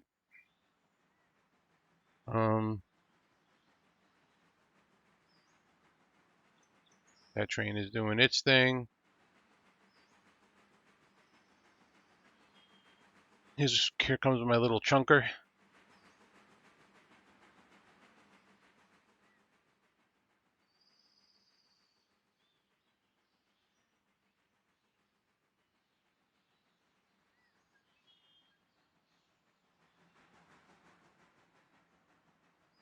The only thing missing in this yard is switch locks, which would have been on sidings. Well, yeah, I agree. But do we need switch locks? I mean, there's no one else here. Who's gonna throw the switch? Let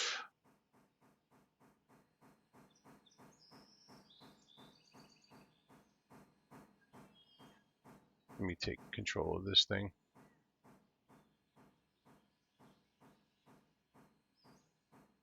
Right? What's the purpose of a switch lock? To keep some stranger from throwing the switch, right? And by stranger, you know what I mean.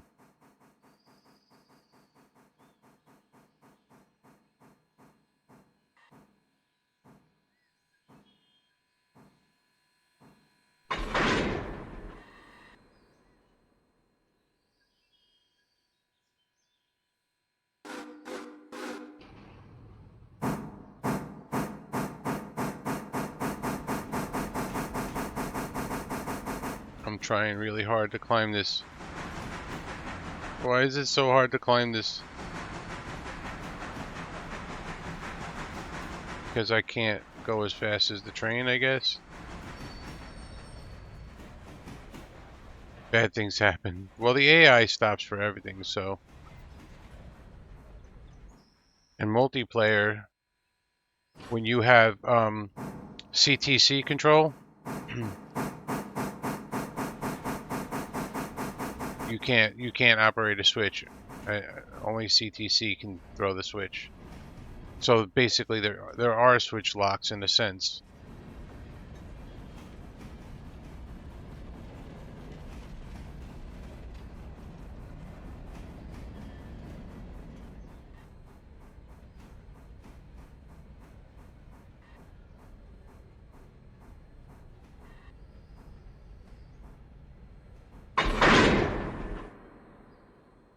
Let's see now. I should have coupled both of these, and I did. All right, our train is whole again.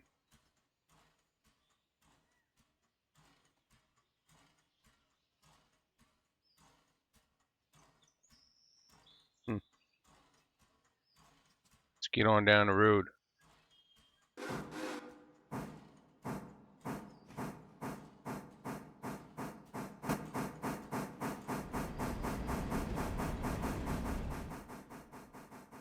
I'm gonna push these cars up here and park them.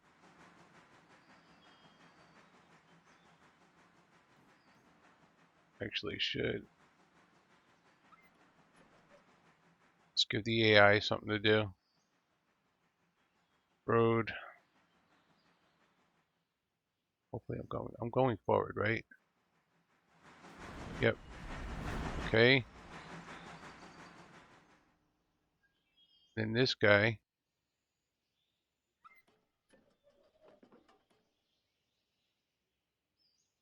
Forward. And we'll see if we get paid for that. And the last thing we got to do is get those cars out of there.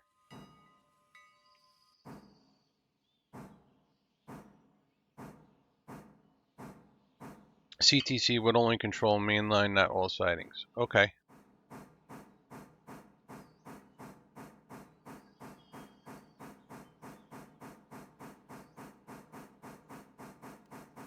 I wish I kind of like the bell sounds. You don't like the crossing bell sounds?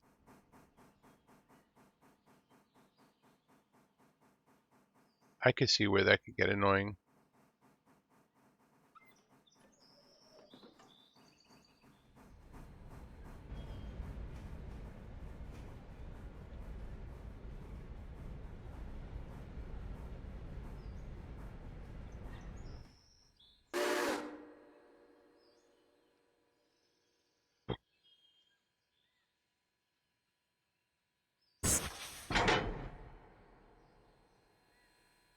Let's take this down into the yard.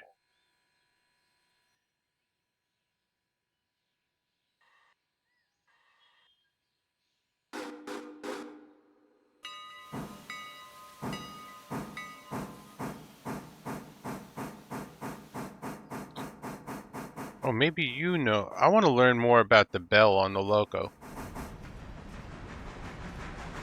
I want to learn what the rules were for operating that bell.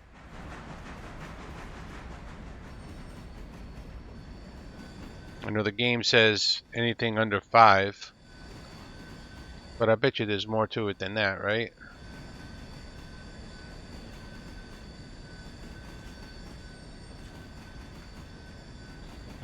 Being around them for 38 years, it does damage to you. I guess you had one close to your office. Every time a train, right? It could either damage you or you could become immune to it, right? You went the damage route.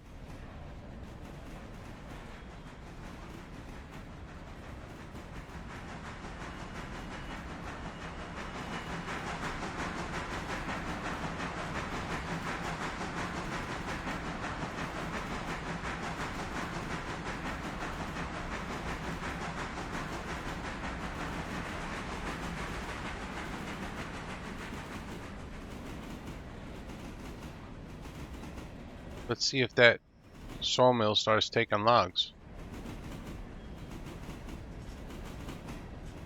It is. It's taking logs. I think I'll get paid for it even without a contract. Maybe the contract. Sawmill.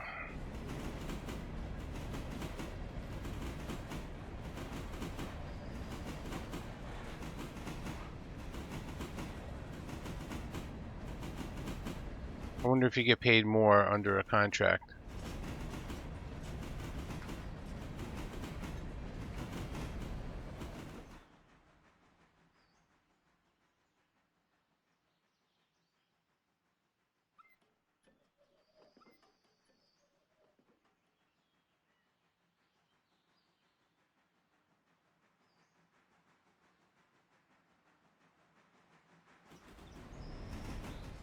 Oh, you know what? We want to stop this here. Hold on. We want to stop this here. Thinking moves ahead here.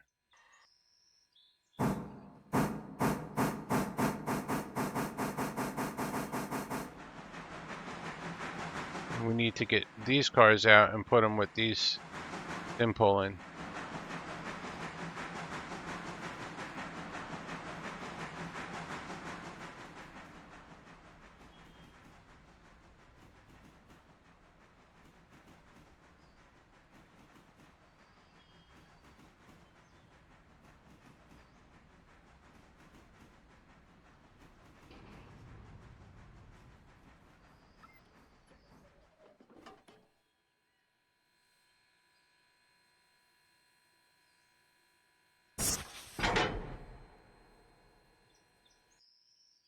Let's get these cars out of here.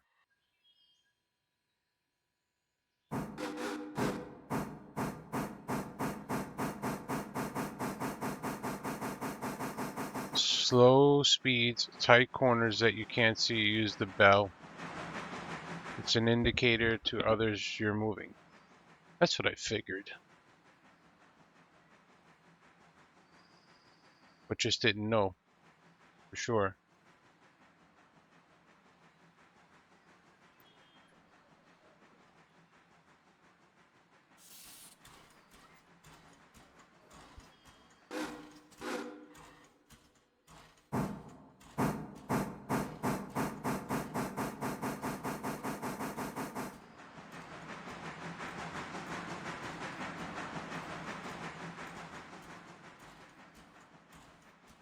It's not really necessary, right, to use the bell every time you stop and start. If you're working in a yard. I mean, if you stop and then wait a while and then go, I could see using the bell.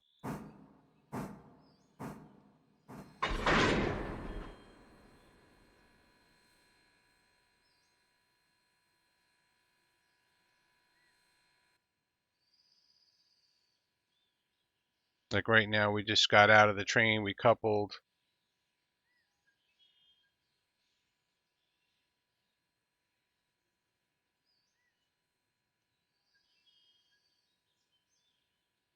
Do you know whistle blows are code, Morse code, to be exact? Too long and a short, followed by another long whistle blow means stop, look, and listen, as crews were known to talk to one another over miles of trackage.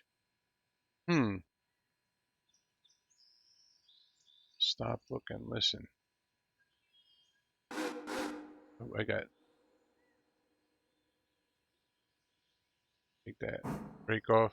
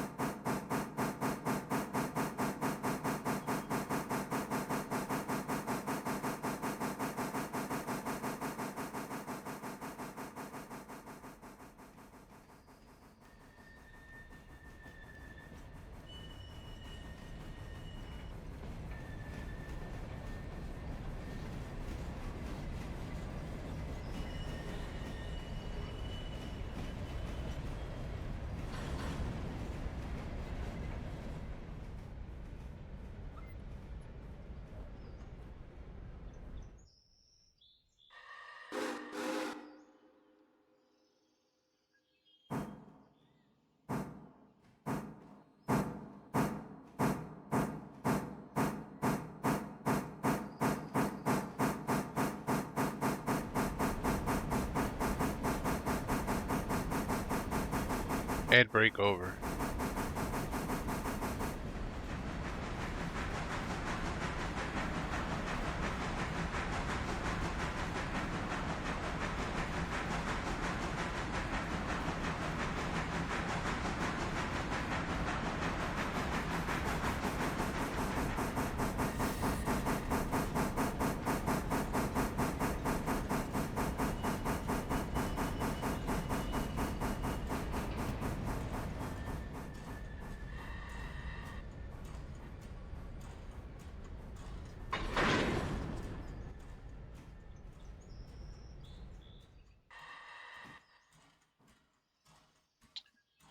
The common crossing gate passing whistle blow used at every crossing in the United States. That's what the horn blow means, which back in the 50s railroad crossing signs used to say that. Yeah, stop, look, and listen.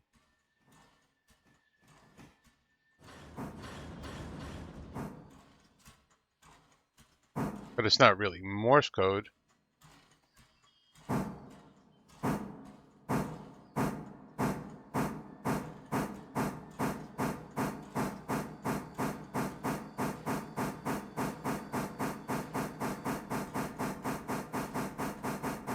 Because S in Morse code is 3 longs. So I don't know how they get Morse code out of that.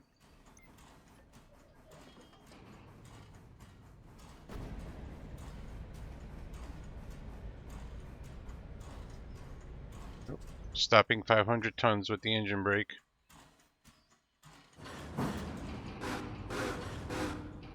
Banging the couplers.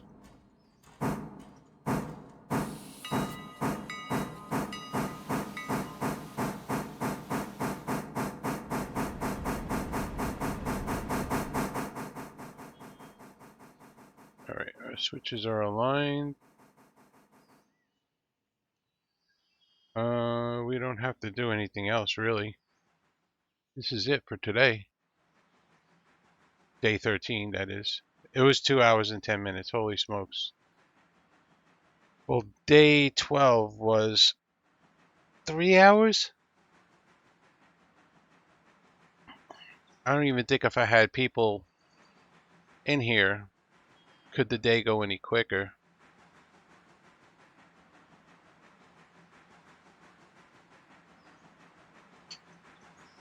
Oh, that's an interesting fact.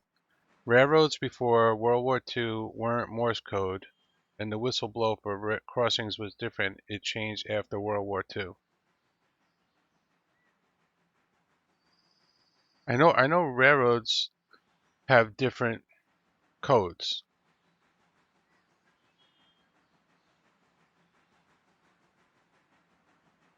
I do know that. Not every railroad has the same codes.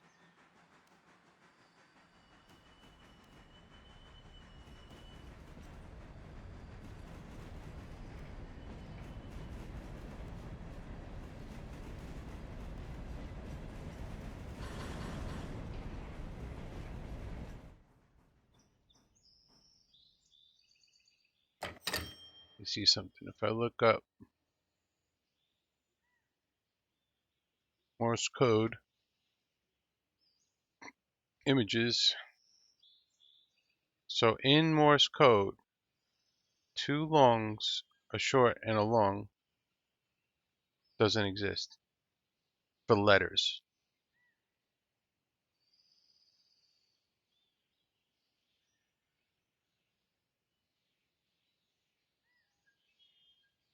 So I don't know. But like 3 shorts or 3 longs, 2 longs. 2 longs is M, or 2 shorts. 2 shorts is I, 3 shorts is S. Yes, I love switch puzzles, Mr. T.L. Hart. How are you? 2 longs, a short, and a long is the letter Q. Oh yeah, I'm looking at it backwards. You would know Morse code. I'm an amateur radio operator, but I am not a.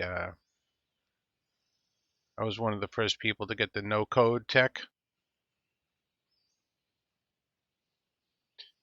Yes, the reason that I researched years ago in DC at Congress Library used Morse code because US military used railroad in World War II and need to talk to each other. Right. So I'm just trying to make the connection. How does two longs, a short, and a long equate to stop, look, and listen under the Morse code designation?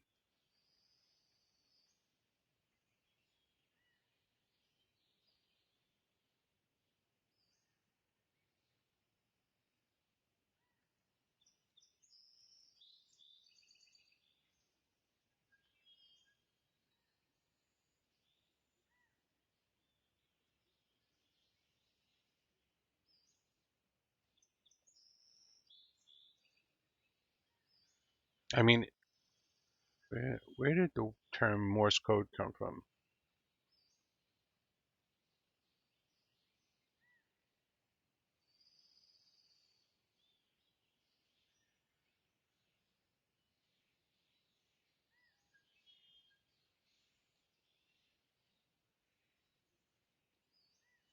Oh, wait. Going forward is two longs, not two shorts. I've been doing two shorts. Huh. Two shorts is acknowledgement of any signal not otherwise provided for. It's the own version of Morse code that the military made. Okay,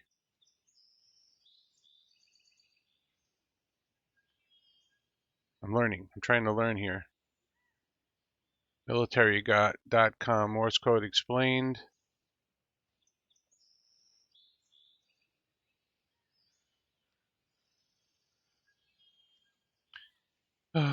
Morse code was dreamed up by an American artist in the 1830s, Samuel Finley Breese Morse, who felt frustrated by his lack of communication options during a month-long sea voyage. During that trip in 1832, he first began to sketch out ideas for electric telegraph according to the Library of Congress. Morse, who was also a politician and a photographer, had little to no knowledge of science, so it took him more than a decade to perfect his idea. Uh, it's not a decade to make the code, but probably a decade to, sure, yeah, boats use Morse code, yep. Um, Soon after the development, he sent the first telegraph message on May 24th, 1844. So the idea was easy. Making it work through wire was the hard part, I guess. That's why it took a decade. Soon after the development of Morse code came the invention of radio telegraph equipment, which allowed the code to be transmitted over radio waves instead of just over wires. Nice. It's the Morse code alphabet, Morse code numbers.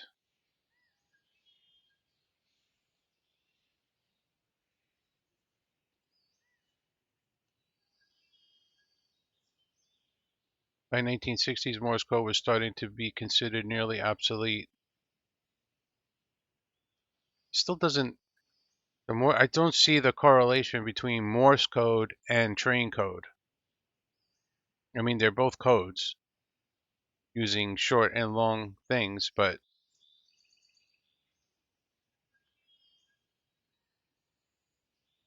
I just don't understand Morse code wiretaps. Oh, you don't know Morse code itself. The letters.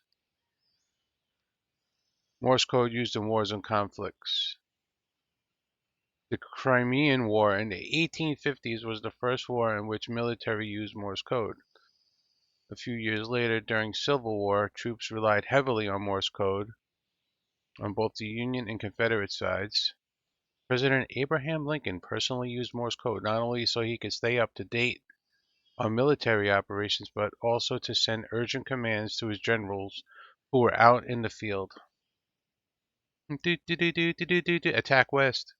By World War I, Morse code training by the U.S. military was highly standardized. So I guess there was different versions of Morse code. Harvard University campus, for example, hosted a Morse code operator boot camp of sorts from 1917 through 19 for the U.S. Naval Radio School. School moved to Michigan after the war. During World War II, in addition to its own operators, the U.S. military recruited native tribes to serve as code talkers using Morse code and other communications to send messages. During World War II, Nazi radio networks used to transmit secret signals, which the FBI caught on to. Yeah, I remember that story.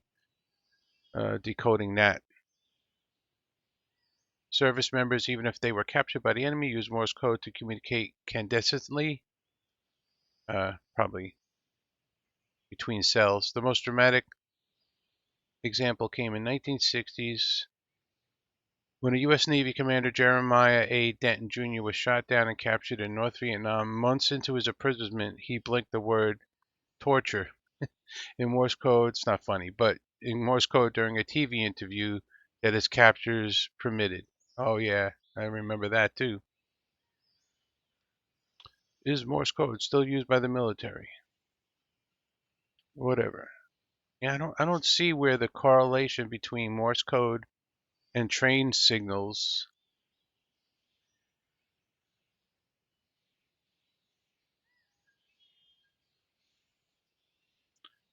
When did train signals become a thing? And who invented it?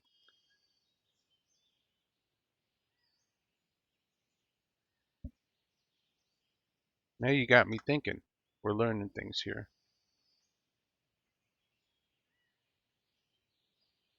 No. Do I trust Wikipedia?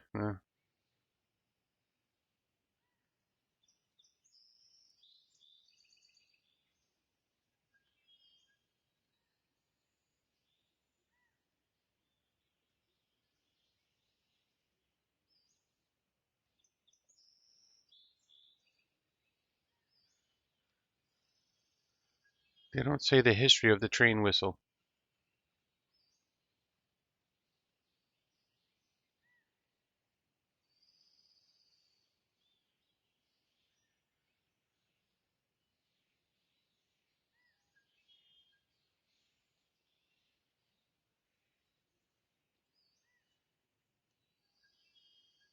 Um, I know if you look up railroad whistle blows, it will tell of them using codes for each blow, which is a form of Morse code, right? Is that a question or a statement? So Morse, the guy who invented Morse code, that was in 18. Let's see. Hold on a second. I can't find the history of it. I mean, it's the exact same thing, sort of, as Morse code, but it has nothing to do with Morse or his code. Yeah, question. There are legends about why the letter Q means let pass. One is that the Queen of England was on the train and almost stopped and let her pass. Well, one thing we do know that not every railroad used the same codes, and still to this day, but it is pretty standardized today.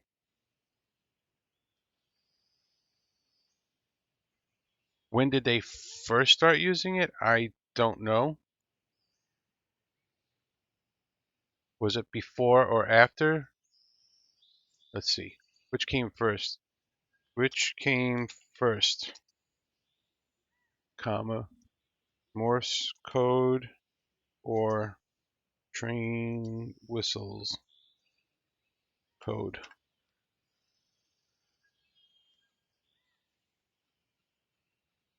Road rules. Why trains use Morse code?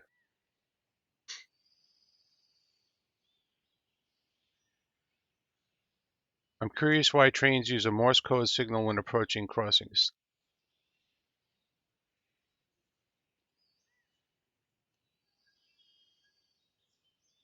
This says there's no connection between the letter Q.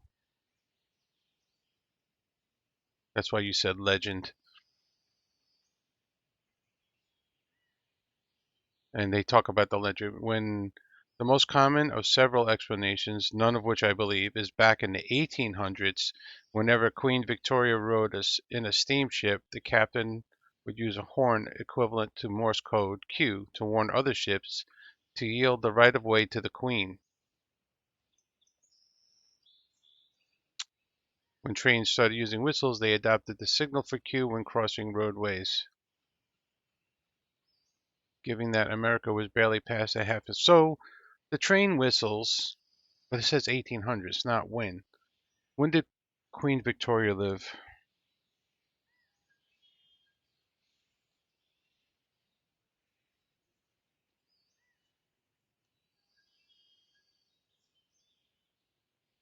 1837 to 1901 she lived. So the Morse code was 1844. When was the first loco? Was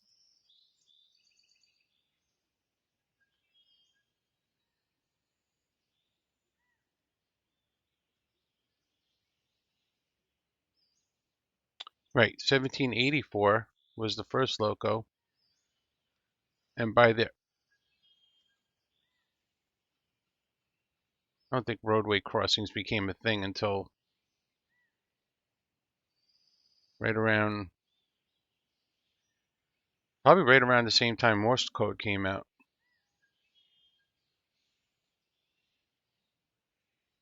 I only know that it was used in World War II, especially on Altoona Line, aka Horseshoe Curve. I was told as a young age that.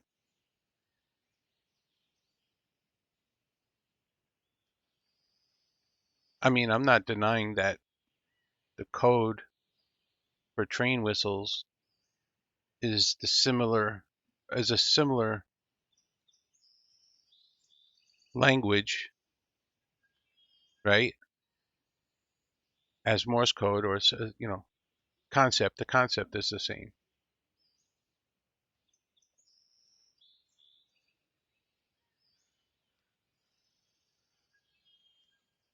I'm gonna look more up on this military Morse code. Where did I get that? Why trains?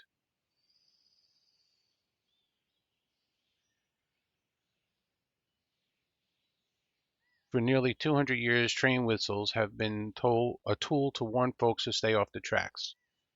For nearly 200 years. So going back to 1824 or so,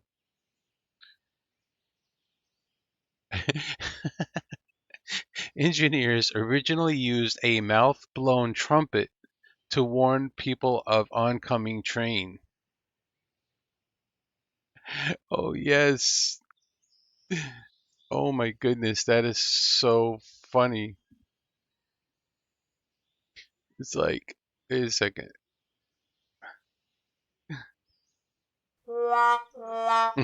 Train's coming. The train is crossing the Mexico border.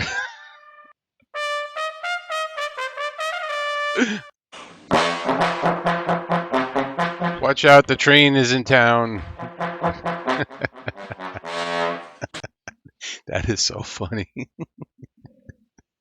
Oh my God, if you're on YouTube and you stayed here 2.5 hours, you're getting a treat.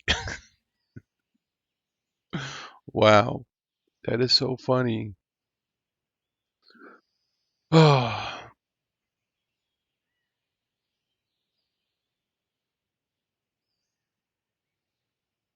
so in 1938, the long, long, short lawn signal for rail crossings was adopted by the Association of, yeah, right, the Association of American Railroads. I could just picture a guy, right? Let's see. Wait. Let's get over here. We need to decouple the train. Let's back up a little bit.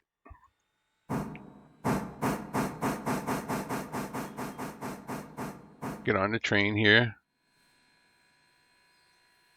Face forward.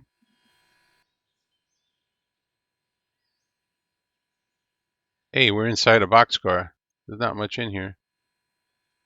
Too bad I couldn't put a trumpet in this guy's hand. All right, so wait, here we go. Let me make sure this is recording. New job, standing on the pilot with a horn and blowing signals sounds fun. Let me read that again. Um,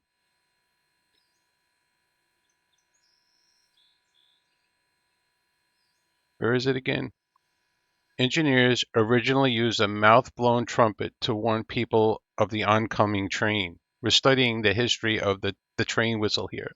According to legend, after a farmer who didn't hear the horn lost his horse, cart, 50 pounds of butter, and 80 dozen eggs, the railway commissioned an instrument maker to develop a better horn, originally called a steam trumpet. Get off the tracks! Get off the tracks! And that concludes today's history lesson of the train horn. Who says you can't learn something by playing video games? Oh, that is so funny. I'm reading this on a website called the Northern Light. I don't know how accurate it is. Oh, this article is written by Doug Dow. He's a manager with the Washington Traffic Safety Commission, Region 11, and publishes thewisedrive.com.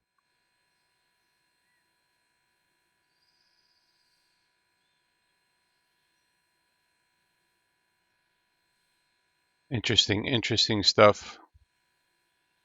So history is not totally clear on the pattern. Oh, I hate websites that with all the freaking pop-ups, man. So annoying. Why do trains blow the letter Q? This is an amateur radio club. Let's see.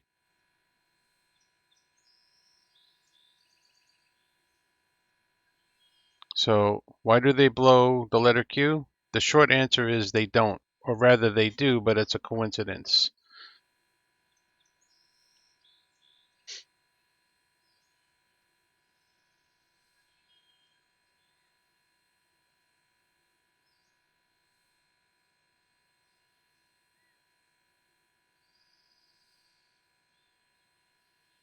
So I don't know. It's an interesting topic, that's for sure. Anyway, guys, I got to go to work for a little bit. I'll probably be back on later. YouTube, if you're watching, thanks for hanging in there this long. That was good. Catch you later.